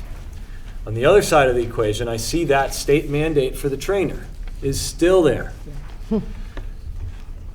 $25,000 for an athletic trainer. It's been reduced. I just took it in, if you look at, there's a reduction in the athletic department, and I didn't break it down into the Okay. different areas, but there is a reduction in the trainer to But a degree. I think your But yes, point is that it's a yes. requirement. It's a Yes. requirement, It's a and requirement. it bothers me. I mean, it's important. We need to keep our kids safe, concussion-free. I understand all that, but we also need to educate our kids. And that might be the kind of thing that, maybe that's the kind of thing that boosters could be looking at. That's all up to Janine to figure out. But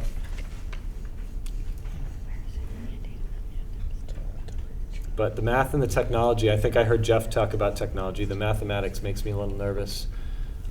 Some of the others, if you have the right configuration, all good. But if we start to slip back on math, it feels like the kind of thing we might not be able to catch up on quite as easily.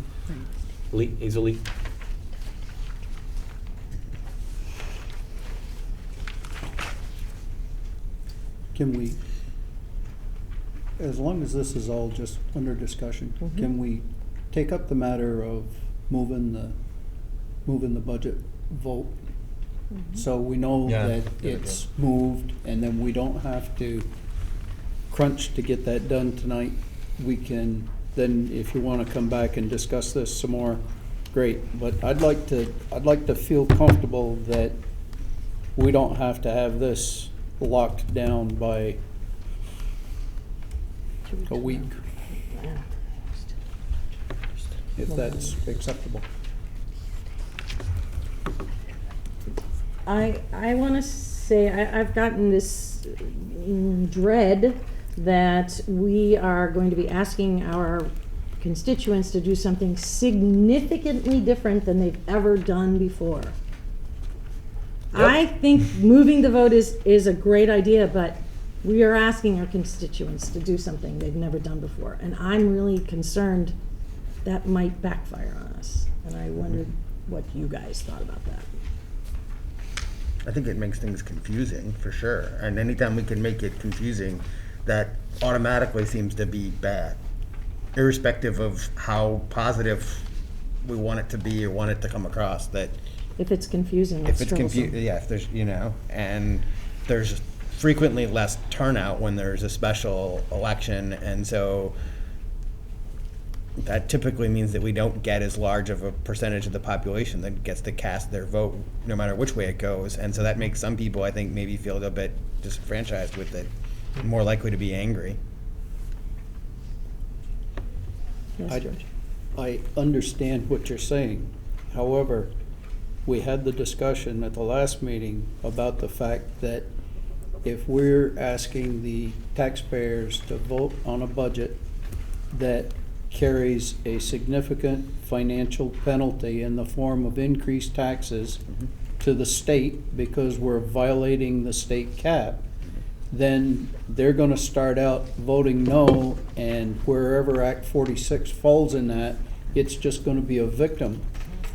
And I think that we need to get the Act 46 passed so that we can preserve the benefits that the state is offering for that. After we have that as a matter of fact, then we can go back and deal with the budget itself. I would agree with you on that, as long as we didn't have to actually move the budget number until after the election. But if we're gonna move the budget number and then there's gonna be all that discussion about it, I think it's irrelevant. I think it is too. Unfortunately. Because they're gonna get bombarded with all the information and all the negativity all at the same time. And they're gonna be like confused, well, why aren't they voting on this now? And if we didn't have to move a number, then there wouldn't be any information out there in the world to know what that would be. And we might have more clarity by then, but we're gonna have to move a number and not know, it seems. If you move a number though now, before we have any idea of what the legislature's gonna do, then you're putting a false number out there. Because haven't we done that 100 times before? Well, not knowingly. Well, maybe not 100% knowingly, but there've been several times where we've gotten relief in the forms of their decision-making and process after we've had a vote, and then we had to have a revote. And I think we came out with a much better product, but there was still change. It's a little different in this instance, though, Chris, because what we were, the relief that you're talking about is when when the legislature set the final tax rate. Right. Yeah. And the legislature is literally doing the exact same thing we're doing at this table. They're looking to see how everything plays out statewide and what the budgets look like when they pass or not, to know how much money they have to shell out and take in order to set that tax rate. There's a serious chicken and egg. But in this instance, I agree with George that we have a very significant benefit to passing unification. And I think we really need to keep our voters' focus on that.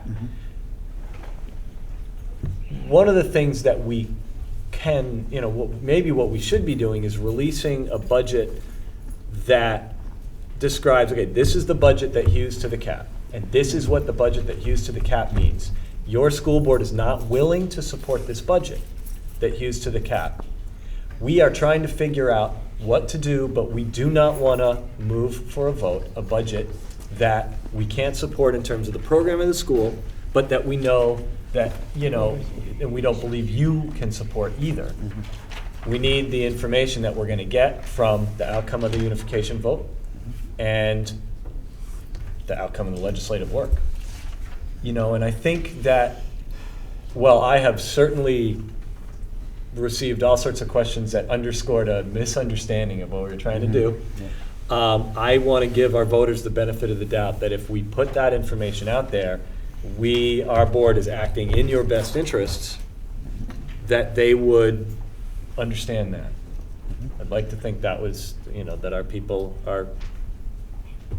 would do that, so. Yeah, and that they could understand that on that day of vote, that they would have more clarity as well, because they would know the outcomes of those things to determine what their future tax rate would be. That's, would be part of the messaging. Yes. I'm just wondering if we can ask. I was gonna, that's Yeah, where I I mean, would. because, Yes, I mean, have your I've fill. definitely had people say to me, you know, are we gonna be, is it gonna look like we're trying to hide something or pull the wool over somebody's eyes, or, you know, if we have to put a number forward anyway, we should probably just come to a decision about what we wanna do. But I'm just curious, like, public perception and what all of you You think. witnessed the reaction to the treasurer having the numbers wrong just in this little group instantly. I think it's a fair shot that giving an honest appraisal of the situation and coming up with a budget that is real is going to speak volumes for you as a board and for us as a community. Even if it's like double taxation and whatever, like, yeah. Just curious, yeah. Yeah, we didn't create this situation, That's or true. if it did happen on our watch, we weren't paying attention, so this is a tough one. So Peter, your read is that you'd prefer to see us move the budget that we believe the school needs and explain the tax ramifications in light of what all the, you know, what the education law now says and the benefits of Act 46, of the unification, and do that all at once. I think somehow to make it clearer, and I also think that you want to give them accurate information. You know, I would agree with Man in the Green Shirt that his idea that you postpone till you know what you're talking about is always a good thing. I believe that when we get to the annual meeting, that we don't have to have a budget then. We can then say, we are going to present a budget on this date, and that will be after the vote, so that the Act 46 question is settled, and then we can move a budget at a meeting the following week. And Joanne is all set up to talk to the lawyers tomorrow morning, so that she will have a good, solid understanding of that. So if we've got to meet next week to clarify that and make it happen, then, but I really think that we need to get that Act 46 taken care of first. It's not gonna change our budgeting though for this year, that's the only thing. It will give us, it will let us know what's gonna be available next year. Yeah. But it won't change the fact that we're But- having a huge budget dilemma for this coming But year. that's something we actually don't know. Well, unless the legislature removes the caps. Right. But Yeah. that's not related to But unifying. that's also part of this equation. We all know that the legislature likes to swim around in the soup for the whole session, and then in the last week, do things. Well, I'm afraid that the legislature is not going to address this cap problem until the very end of the session, when, unless we make some changes to the way we normally do business, we're already gonna be locked into something that may not be what we would do if we knew what they were gonna do. So if we warn a budget and then they get rid of the caps, we can't change it? I don't think we wanna warn a budget. I think if we can if we can do it, I think we shouldn't warn a budget. I mean, that's what I'm leaning towards. Because I'll tell you what, I cannot support $500,000 worth of cuts. Well, no, I'm not suggesting we do Yeah. that at all. I Yeah. say we warn the budget that level funds a program or a school. And that's it. Is that what we all believe in? That's what I believe in. Okay. Anybody else? Yeah, I'm curious to hear more from over. Yes, hi. You, okay. Getting something for John Paul. All right. I don't know, I'm gonna ask. So, I'm not sure I understand if we have to warn a budget on January 22nd. Lori, I will find that out, but I think we need to be prepared to have a meeting next week should you have to have that date. But George brings up a really good question. I just can't with total certainty tell you that that's the case. Okay. And this is too important not to consult with someone to put their stamp of course, approval yeah. on it. Yes, Jeff? So what I'm wondering though is if we couldn't have consensus as a board in terms of our direction. And in fact, I'd be prepared to make a motion. I think it's premature, but I'd be prepared to make a motion that speaks to the summary I was making earlier. I think there are real, valid reductions that are proposed as part of what we've seen that we should incorporate into our thinking. We didn't have the benefit of a lot of time, but I just made the list by line item of what those are, and I'm coming up at about $394,000. And those are things like reductions in field trips and supplies, not reduction in program. We could go through it line by line. So my question was more philosophical. Okay. Could we provide a direction? The issue as to whether or not to have a vote at a date after the legislature has perhaps clarified what the tax impact will be might not change what the board decides is the appropriate budget to put forward. It changes what the cost is Yes. to our taxpayers. And so, that's what I'm wondering. There are all these moving pieces. There are people's lives and careers in the offing here. And I'm just concerned that if we delay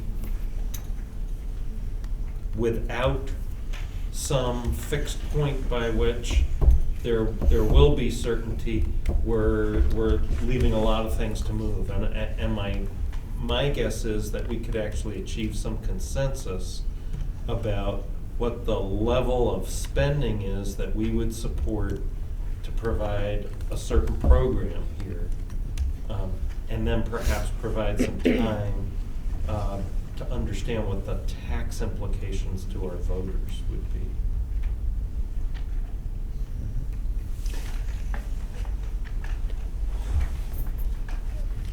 I would be interested in Stephanie's take on Jeff's suggestion. I'm doing the same thing he did. All right.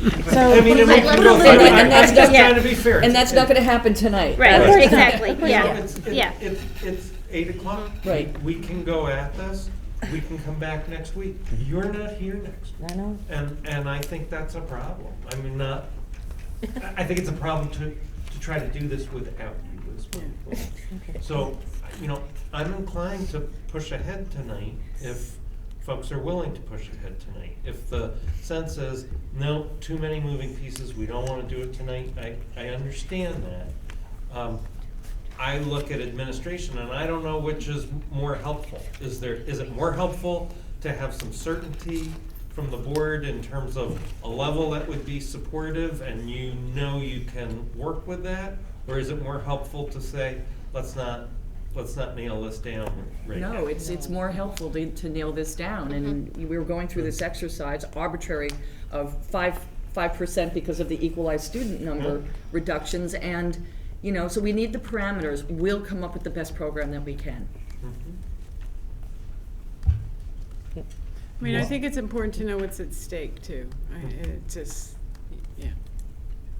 So while Stephanie's running some of those numbers, I would say, I mean, some of the things that Jeff was looking at there that's included in that 394,000 are, I mean, students enrolled signed up for classes, we have numbers, we base some of those reductions on actual numbers. And yes, science class, there are some fairly full science classes, but do we absolutely need that 0.4? No, I mean, that's something that we could get by without and still maintain, the courses we're offering. The math is the same way. One part of that is a middle school piece as well as a high school piece, that position actually. And I'll be blunt about this and take the heat for it. From my perspective, it's all people. I didn't pull out. In the numbers that I just went through, I didn't pull out supplies. I didn't pull out field trips. It's people. It's based on class size.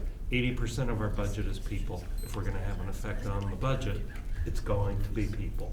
That's not a popular place to be. That's the reality, and that's what I would propose.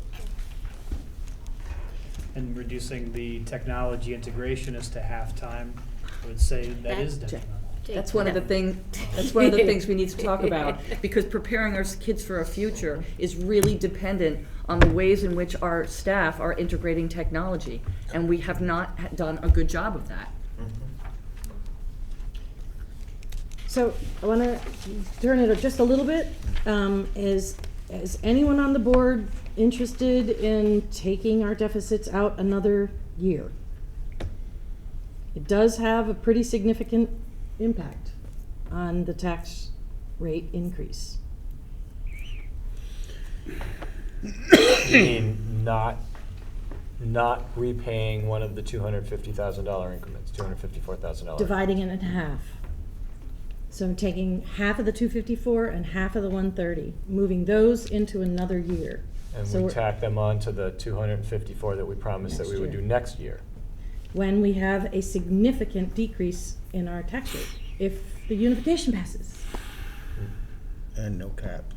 And there's, no, Well, we won't no, have any there's- caps next year because it'll be a brand new. Yeah, but there's still gonna be a threshold. There might be a threshold, right, but there's no, So what does that do money-wise, Tanya? What?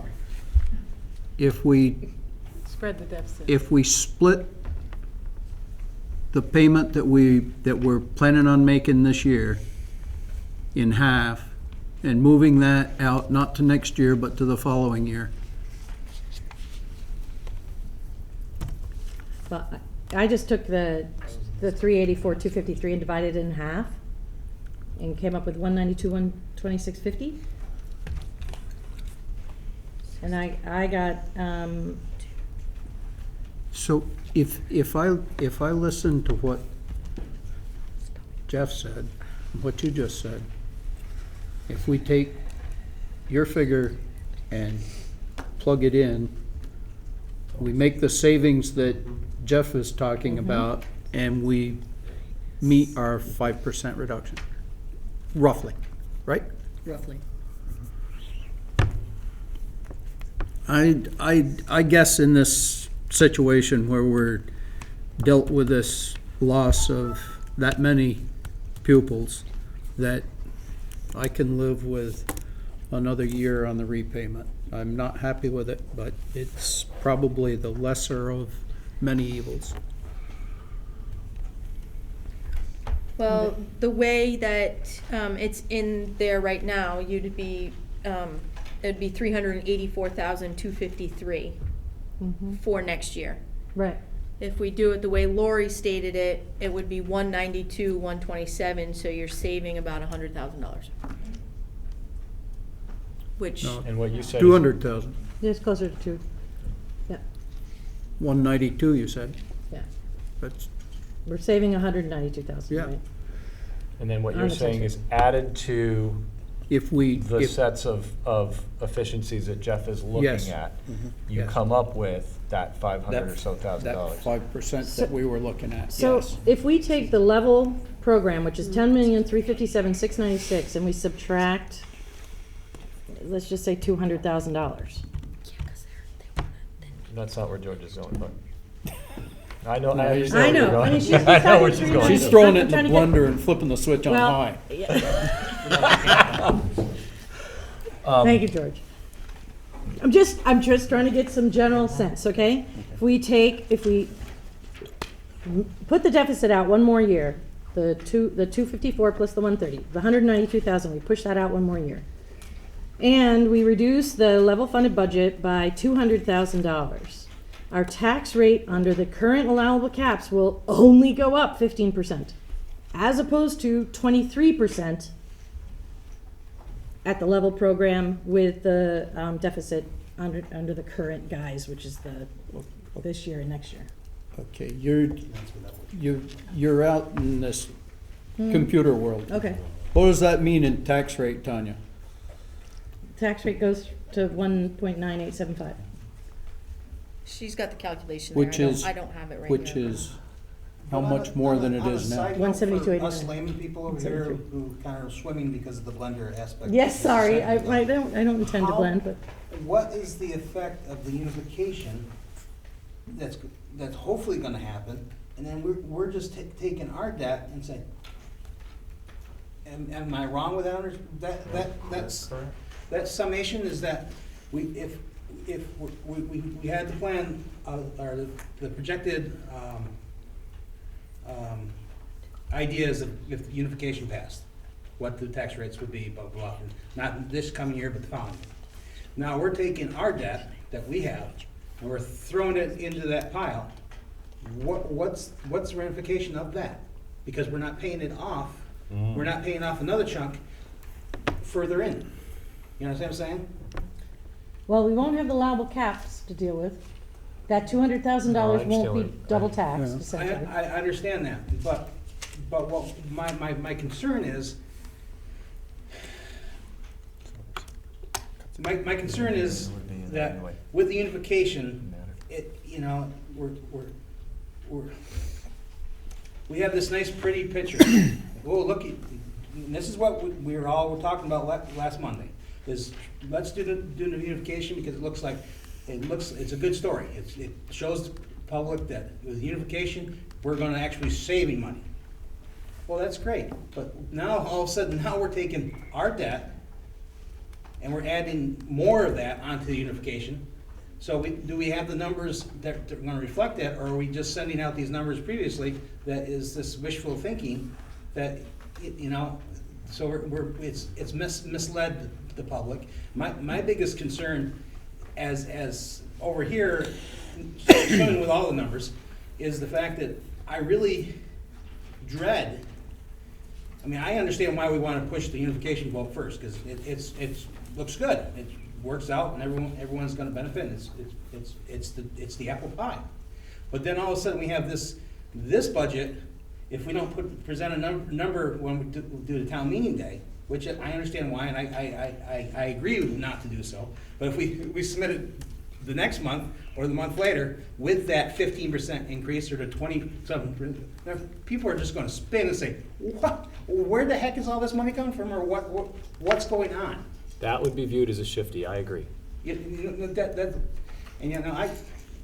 in Patton look at numbers, even though we may not understand it, but when the percentage is not there and it's coming, it's the bottom line that comes down to what we looked at, And that's my concern, is that I'm gonna face my neighbors, and they're gonna say, you sent this, gave us the cherry pie, and now you give us a mud pie.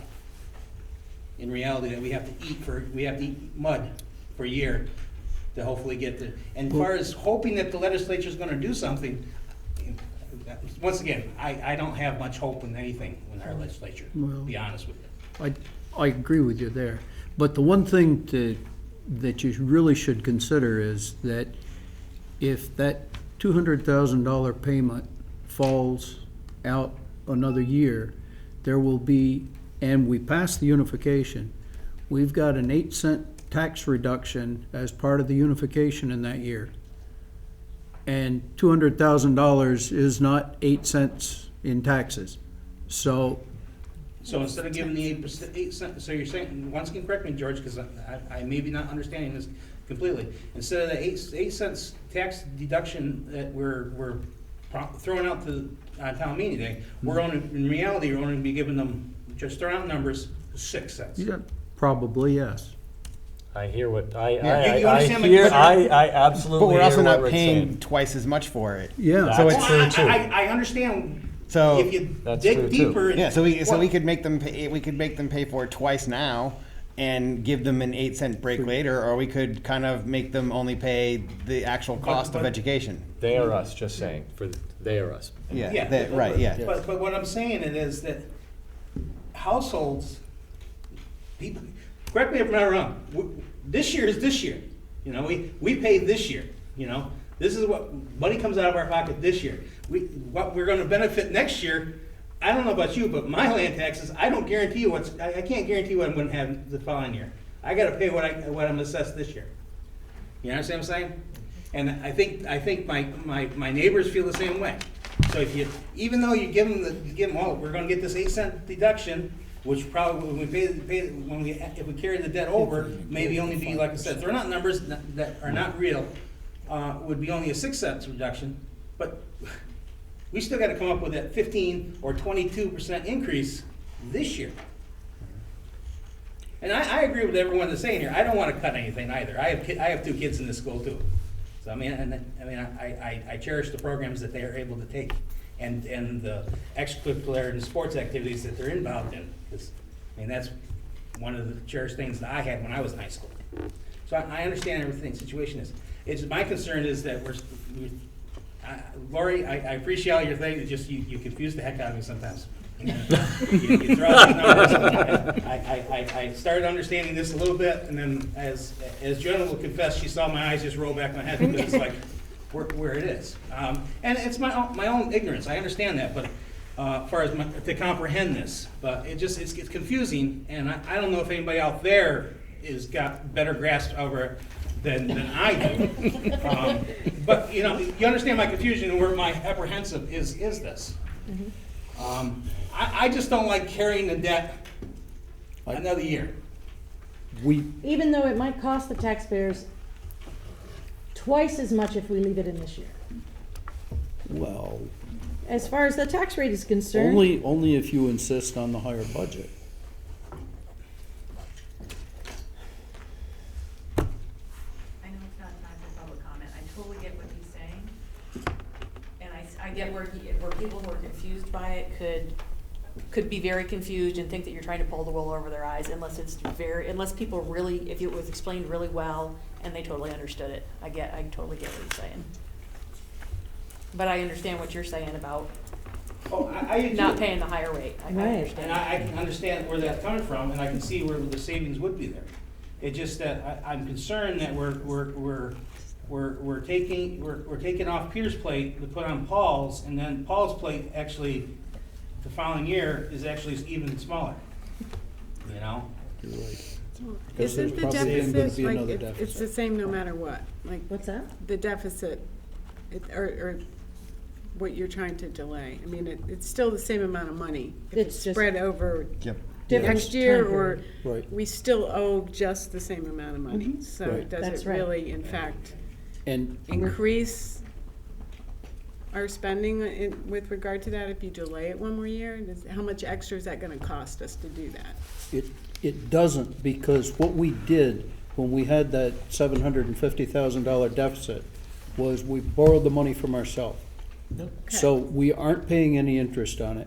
We are just collecting $250,000 in taxes that we aren't spending, we're putting back in the fund. So And the unified union is basically inheriting one amount, no matter Yep. what we do, if we That's- pay it all next year, or we pay it You're right. 4 years down the road. You're right. Still the same amount of money, it's not gonna grow. Right. Okay, I just wanna make sure I understand that. And that's providing that this year we don't run a deficit, or when we start, next year we don't run a deficit. The unification gets passed, it doesn't run a deficit. Well, unification's a whole new ballgame, I mean, there's But- no, What? it's a completely new budget and Oh, yeah, the whole nine absolutely. yards, But new so. budget, but you've still got a budgeted amount, and at the end of the year, you come with the exact amount. Right. And with everything, the way this legislature works, or this state works, there's such a gray area that when you come in, I mean, I think most of us were very excited when we came in last year, it was only 130. Yeah.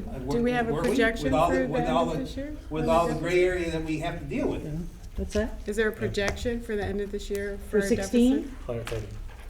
Yeah, So that's we're the looking at a 130 you've already $54,000 talked surplus, about. that's right. Okay. Right. So then after this year, the whole deficit talk is pretty much moved? Not necessarily. It's possible. But Depends on what, we've been moving to try to correct what caused it. Right, I understand that. And we've been making That's where the- progress. Yeah, yeah, yeah. So, did you get an answer to your question, Laurie? no. I feel like we don't have a consensus for moving the deficit out. Richard's not. Jeff, you wanna give me an idea? Curious your take on that. You know, I'm reluctant. It seems imprudent to pay for it at twice its cost from a tax rate perspective. Mhm. Since it's on the revenue side, it's not part of adopting a budget. It's a decision that could potentially be made later. Mhm. Mm. I don't know that we have to wrestle with that tonight. The imperative for us is to adopt the expenditure side. And what I've heard from administration is they would like us to adopt an expenditure plan and not delay that.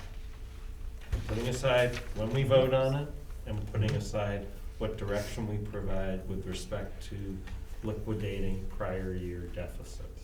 So if we could narrow our focus, is there a willingness to consider this evening the adoption of an expenditure budget? The question is, what is the figure? Jeff, if we could respond, we've done some very quick Yes. look at this budget, and based on what you suggested, that would be, that would help to reinstate some of those critical pieces that we feel we need. That $390,000 No. number that. It's actually a different I got, number. well, 331,641 reduction. 331? 331,641, So just that's a to- quick. Please don't But that's a Yeah. very Don't- quick. Yeah, Yep, no, it's no. fine. I'm cite just numbers putting it yet, in. just Yeah. let it. Yep, yep, let's yep. let So it where play out. in particular? It maintains the reduction in half-time English, and it maintains the .4, 2 sections of science reduction. I believe those are sound reductions to make. It doesn't replace the principal secretary. It does reinstate to full-time the technology integrationist, and it leaves the math alone, even though I think, yeah, I mean, you run the risk of reducing below 1 FTE, and then you get into this sort of endless hiring cycle because you can't keep someone qualified, but. Wait, so it leaves the math alone? It leaves the meaning math does- as 1 FTE, so we have 5, we have. So do you lose a math FTE? No, this. You do not lose a This math FTE. maintains the math. And then there's various reductions, the ag program, change in funding is Yep. part of that. And then some miscellaneous changes in, dues and fees and field trips and some supply and special requests that I believe we've done without. So What's- just so I'm sorry, go ahead. Tanya's working on the other end of this. I did. I just, Yeah. so what you're saying is take the level budget, which is the 10,357,696, and subtracting the 331,641. Is that what we're talking about? 10,026,055. Yeah, that's what I got. Okay. And with leaving the deficit funding alone, Right. you come up with a equalized, per pupil equalized spending of 18,327. With the penalty, it comes up to 19,911.89, and the tax rate would be $2.01. It's if the That's caps, so insane. that's if the caps, Yeah, you no, know, I I mean, get it. that's the Yeah. way the law The way it reads is right now. now. I know, no, I get, I That's the way the absolutely law get it. reads right now. So that'll be Instead an of being increase a- of 30-cent increase in the tax rate. Instead of being then a 12.5 percent increase on our pure pupil rate, that would be what?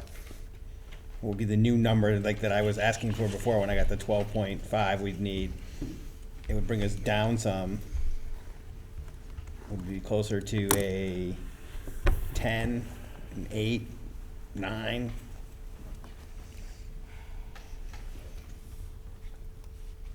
Okay. Do you folks really think that the electorate is gonna vote a 30-cent tax increase?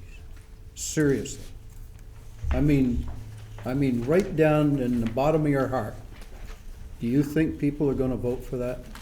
For a budget that reduces spending by $400,000?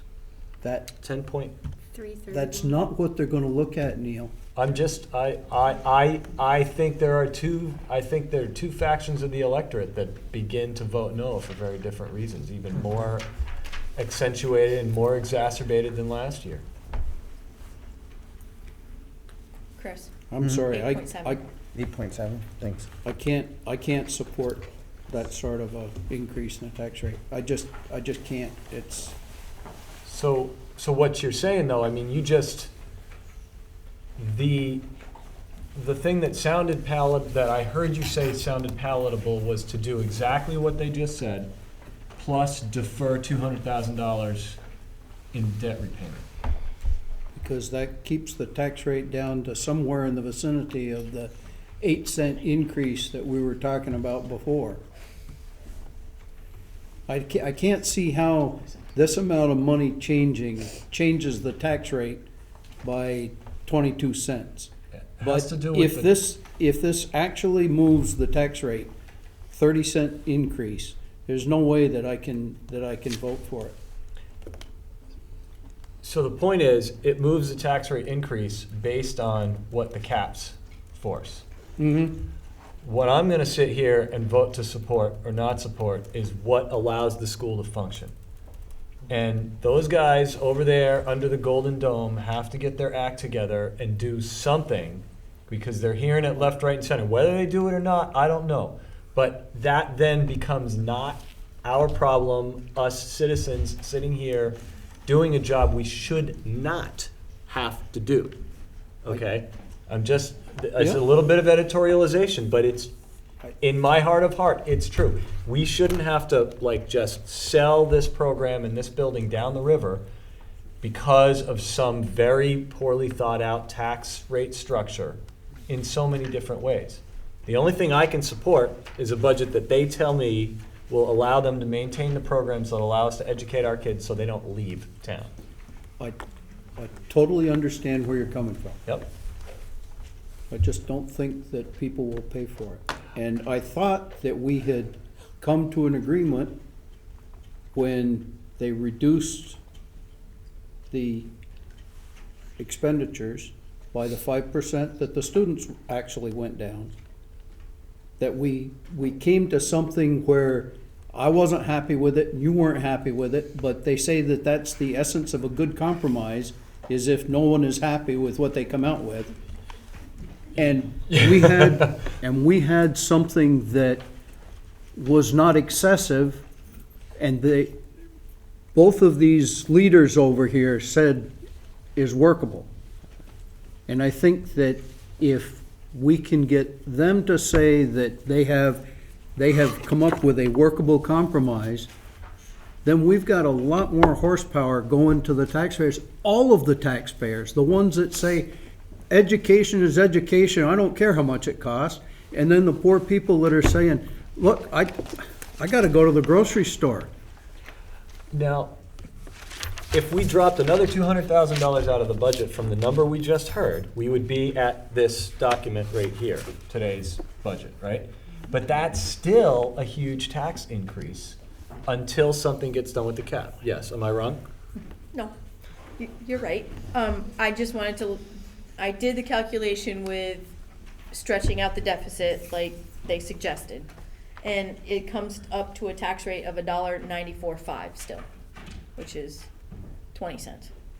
So it's a 20-cent increase to defer repayment of $200,000, reduce our program by $331,000 from a level program. Mhm. That's what the caps are doing. Mhm. So, I mean, I don't think we can move a budget. I thought we worked that out last time. That gets us out of the double taxation. That doesn't, I don't think we can move a spending plan here that doesn't get us out of that double-digit territory. Probably not. Right. 5% reduction does not. So, I mean, you know, whether we go to 331,000 or whether we go to 531,000, I agree we're double paying for it, but I hear what Rick's saying, that, you know, we made a commitment to kick those $250,000 increments out annually. We did, but we weren't dealing with the situation that Montpelier has blessed on us right now. It's true. But again, we don't have to make that decision now. No, we as don't. Jeff said, so that's right. It's not just you and me, my friend. Oh, I understand that. I feel like not making a decision on that leaves us room for further discussion and further debate, because we don't have to decide that now. That being We also, we're deficit talking about Yes, $200 right. on a $100,000 house, right? A 20-cent increase, Yep, or 20-cent increase? yeah. It's 200 That's bucks on on mine. 100,000. Yeah, so it's gonna be a substantial tax increase that you're talking about for people. Yeah. Because there aren't very many $100,000 houses out there. No, okay, so there's $400 more. I, I mean, I think it's time for the board to take a stand on how we want to educate our kids and what we want to tell people in our communities, what our school needs to create an awesome school, so people will actually move into our communities and want to send their kids to schools here. If we, you know, slash $620,000 out of the budget and cut, people are gonna start moving away. They're gonna send their kids to other schools. I am certain that that's a fact. I already It's am already hearing happening. about people trying to flee. So what it really comes down to as a school board, in my opinion, is that what do we want to tell people? What do we want to stand for? And let the chips fall where they may. You know, it's not us saying pay 30 cents more or whatever. It's really the state.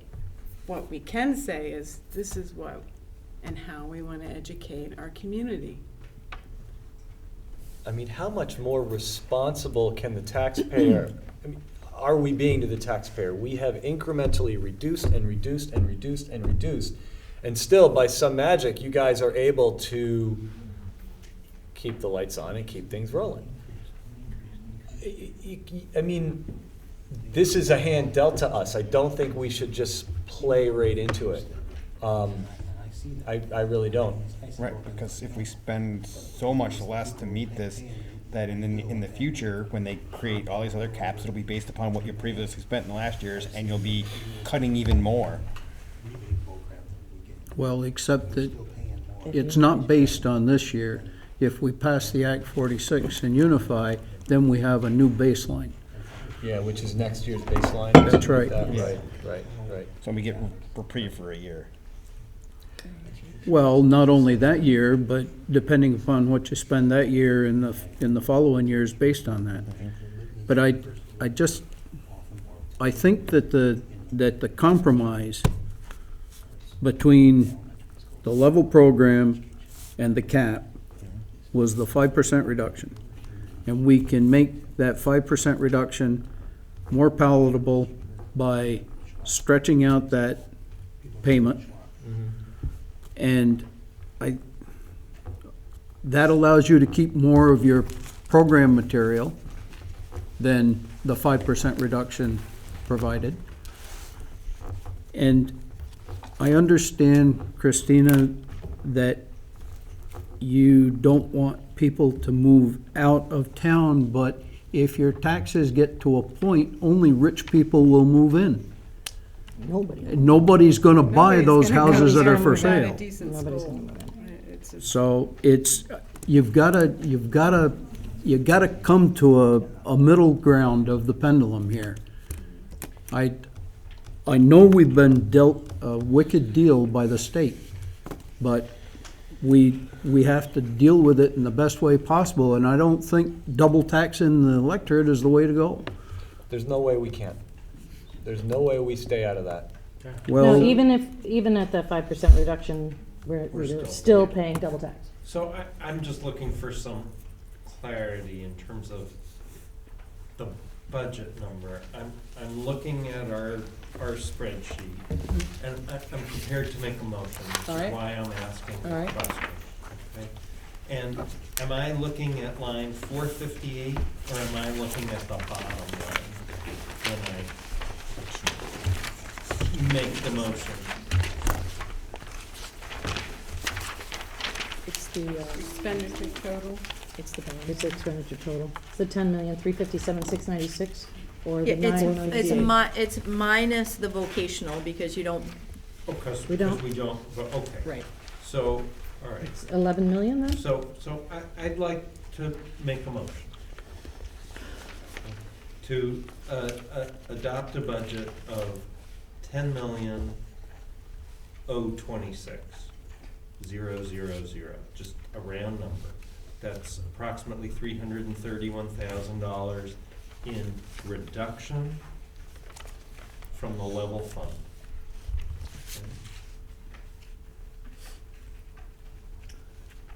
Do I have a motion on the floor? Do I have a second? I'll second it for the purpose of discussion. Thank you, Jeff. Thank you, George. So we have a $10,026,000 budget number. expenditure. Expenditures, thank you. Is there any more discussion?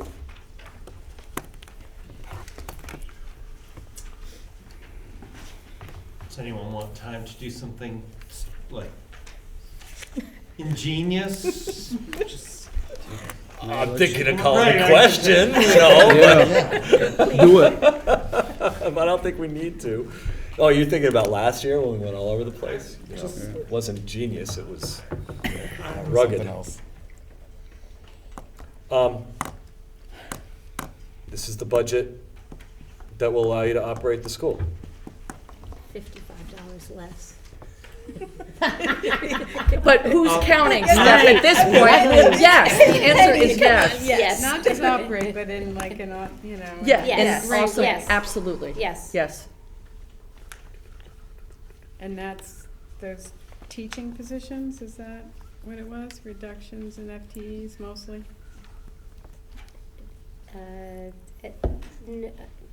There's some reductions in Yes. FTEs. Let's vote. Any other discussion? Call the question. Good man. Okay. All those in favor of 10,026,000, please say aye. Aye. Aye. Opposed? Yes. Go figure. You heard enough ayes, you knew it was gonna pass. I mean, Now, Wow. you've got to change your date to vote on the budget. now, yes, we have to get that, we can't do that tonight. We need that research first, right? I don't know. We made an adoption action, we didn't Yeah. make Yes. a warning action. That is here. correct. Right. Right.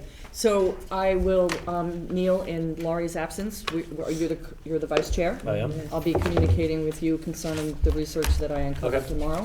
And then together we can make a decision about a meeting, if it has to happen quickly, or we can wait to the February Right. regularly scheduled meeting. Keep me in that communication loop. Absolutely. So are you gonna be I'm not down leaving in till the Saturday. DR?